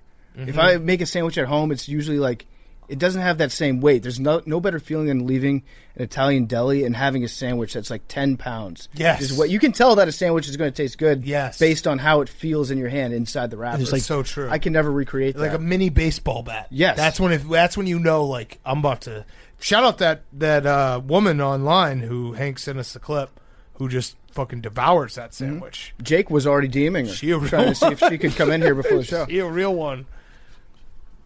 Shocking skills. If you had to choose between killing Jake, or having to share a house with 10 Billies for the rest of your life, which would you choose? I'd kill See you, Jake so Jake. fast. Peace. That would I'd be fucking such give me the a chill gun. house. I'll kill him with my bare hands. I don't care. I would make sure that it was That's quick and mean. painless. That's not No, mean. no. Jake, 10 Billies? Yeah, living with 10 Billies is mean. Do you want me to do Yeah, that? okay. Jake, I'll take one for the team. if it were on you and the same thing was going towards me, I would tell you to kill me. Okay. I couldn't live I'd with jump in myself. front of it. I'd jump in front of a train so fast. All right. No, actually, no. Nitsa. No, yeah, don't Never mind. I would not do that. Yeah. never do that. I don't think the 10 Billies would survive. I think they'd eliminate each other slowly, and you just end up with one. You don't think you could live But with it would be yourself? the strongest. You'd be the alphaest, Billy. That's why we haven't heard from Dale in a while. Yeah, that's true. What happened to Dale? Did you kill Dale? No. Did you fuck him to death? Bonk. Imagine how many reptiles would be in your house with 10 Billies. Oh my god. What's up, fellas? Hey, Ben. I know Hank loves vacations, but when was the last time Mr. Commenter and Mr. Cat took a vacation? This that is was a more question than a week? from Hank. No, I'm. Yeah. This is a question from Hank. You're trying to get us to say how I have- long it's been, this is the- so you this- can be like, "Wow, that's a really long time. You guys should think about going on a There's vacation." this. There's another really now. sentimental one. We'll do some Zoom shows this summer. We'll take some vacations. I'm getting Fine. a beach house this summer. So there you go. it's Do written in some the Zoom sand. Shows. Sorry that I have a work ethic that makes me want to always go and put out a product for the people. Apology. My fault, Hank. Don't apologize to me. I'm with it. I'm Yeah, you pro work. totally, absolutely. You Work, vacation work, when work. you're dead. Exactly. Sup, Dad? Wait, Billy really wanted to jump in there, and I have to hear what he has to say. No, about I'm actually- his vacation policy. As I've gotten to my age, I realized This is gonna be No, good. yeah. Hold on, let's just really. That I really want to embrace Introspective this. football. Yeah. Okay. I rather take vacations while I'm youthful and can do many things. Feel Right. that. And As you- opposed to earlier when you never took vacations before you realized. Well, it. I'm not like I've been in college for the past 4 years, and then before that I was in like high school doing football camp and stuff. about Like, before You've that? never in the actually worked, but you're already ready for the vacation. right, but like Did you do middle school? This is you get great. 2 years off or 2 months off in college in the summertime. Billy learned. yeah, but I was like That working. he wants like, while the I was working other vacation. jobs. You haven't worked a full job. I wouldn't. I've had like Billy was in the other cubes, jobs. bro. You I was in the haven't- cubes for one summer, and I worked construction like all through high school in first 2 summers. But you haven't even accrued the vacation hours that you now. Like you have to accrue. Right, but them. like if you went and got a job, right? uh-huh. They wouldn't. You couldn't take a vacation the second week. Technically, here you could because our vacation policy is a joke, but Do we even I agree, have Hank. one? exactly. I agree. It's, it is. It's fucked up. Well, honestly, People take advantage of it. Right. it's not that I want to take a vacation. I just want to go places that I yeah, haven't no, been yeah. before, Does and I'll he still do the work math there. in his head? You guys take advantage of it. You can go on vacation anytime you want. By exactly the shaming. Well, yeah. What? We can't shame. No, you can. I'm saying you That's take a advantage of You it. could go away for a year. I'll just every show be like, "Welcome to part of my take." Hank's still on vacation. Billy, tell me about the moment when you realized, in all your age and wisdom, where going on vacation was cool. Well, the thing is, like, at some point, like not been to a lot of places, and I want to go there. Right. It's not exactly for like vacation. wanna You be don't want at- to just be an ant other marching, places, dude. yeah. yeah. You're just a rat in a cage. Billy's been in war mode for like 17 years. Sometimes- he needs a beach. Sometimes people, and this is not a slight at you, Billy, because you're going to probably take the first part of it as that. Sometimes people are like, Billy, why does Billy get to talk on the show? This is why. He is ourselves when we were 22. Like, I love you. This is what I love. Your thought of like, you know what, guys? After 18 years of living in my parents' house and taking every summer off, and then 4 years of going to college and partying my face off, I realized, life's too short not to take some vacations. You know what I want you to do, Billy? No, but it's not. It's more like I just want to see places. You know what? No, You know what we you all should do. do? We should put Billy in charge of our mystery flight. Yes, But we don't know. Somalia. Billy Dude, Billy you plans take a us somewhere vacation for us. terrible. He'd take us. No, because Billy wouldn't want to stay in the terrible They'd place. be educational. No. He'd drop us in the middle of the Amazon rainforest. Bro, and be like, we'd hey, we're have gonna sleep fun. under the rocks. Yeah, we'd have fun. For dance. It wouldn't be like Eastern Europe. You Like, guys what the fuck's going on there? Yeah, like you guys want to see the Eiffel Tower? I got a stump for you that is so sick. See the Eiffel Tower. Petrified better. forest. All right, we'll end with that was a wholesome one. There's another wholesome one. That was not a wholesome one. That was a question from you, Hank. You can take a vacation wherever you want. This one's not a question from me. So, sup, Dadcat, PFT, and Honk. You guys have already accomplished so much with PMT, but you all seem like guys that keep wanting to do more. Oh, what's the professional goal or aspiration you have for yourself? That's a good question. Yeah, I would this like is like a stop and smell the roses. I would like to keep doing this. I would like to. That's not an aspiration though, because you kind of already. I have it. would like to keep working as hard as I am, so that someday Billy can fulfill his dream of vacationing. That's my goal. It's not vacationing. It's more I just want to travel. Mm-hmm. That's very similar. But even for work. Dude, it's not... Well, yeah, I mean, yeah. We'll travel again. Well, no, you're not invited. Never mind. Sorry. Jake's invited. You're not. Billy, you can't... What if we put Billy in charge of Grit Week? Oh, my God. No. No. I mean, Let's put think Billy that in could charge work. of one day of Grit Week. Okay. How about that? All right. That's fair. Yeah. Let's Billy start did, with yeah. one day. We will be doing Grit Week. We'll all go. All 6 of us will be on the road. It's going to be fucking great. But one day of Grit Week you get to be in charge of. We're going to go hiking. No, see, that's... Okay, fine. But like in a cool way. See, PFT, this is a problem. He's going to fucking... We're sounds just a going to lot go like see... work. We're going to interview a stump. Mm-hmm. I don't like to hike, Billy.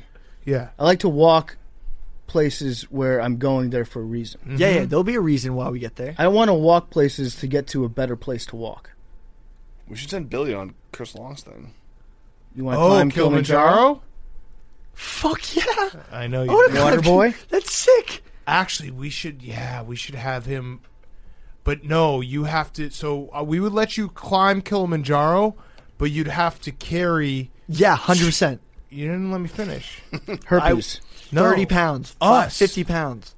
Both of us. You have to carry both of us up the mountain. That would be awesome. You really think that you can do anything. I love it. This is why we have him on the show. One day I'll realize my mortality and not want a vacation. Have you done laundry recently, Billy? Nope. It's actually the opposite of what I can tell happens. because he's wearing the free sweatshirt and no socks. And Mugsy jeans that are super comfortable. Oh, you have the You have camouflage Crocs on too. I mentioned. What are you trying to hide from Brett When you Favre? can't even find a pair of socks, that's when you know it's time to. I mentioned maybe that do the a load. pile is like all the way back because it's all the way back, and it took like 2 months. And just saying that sentence, Billy like ran over and just started like grabbing shit. I was like, no, that's not what I said. But here he is. Anyway. Jake, you okay? Yeah, I'm great. We love you, Jake. Love you guys too. We love you. Well, you know what? One time, you know what? Next week we'll let you go first. No, We'll let you go first. I was telling PFT it wasn't the fact that I gave into the joke. It was the fact that I wasn't completely listening to you guys, and I felt disrespectful. Mm-hmm. It's okay, Jake. But I was doing something for the show, so You always You are. were working. Unlike our other Working son, too hard. Yeah. who's ready to vacation at the ripe age of 22. Jake, have you learned the valuable lesson of needing to take a break from your job to go on vacations? yeah, I'm taking one next month. Fuck Good, yeah, good. Jake. Aruba. We're taking vacations this Yeah. summer. First Hell one yeah. like ever. I'm gonna be tan as fuck. Let's Personal do it, one. Hank. Let's take some vacations. All right. Shirtless Numbers. summer. 30, More adventures. I Give me want more eight. adventures. 36, 18. 99. 86, 32. Eight is due. Oh, I just saw 8 literally popped up. Like, Son of a bitch. you know how it was right It'll there. happen. It'll happen. 57. Some ladybugs are males. First timer. Love you guys.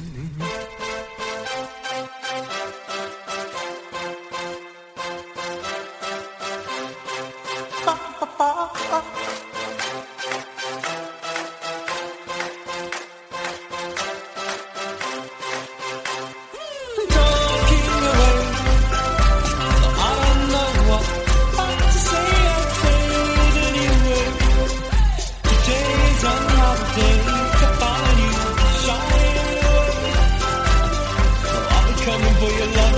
okay. Take on me. Take on me. Take me on. Take on me.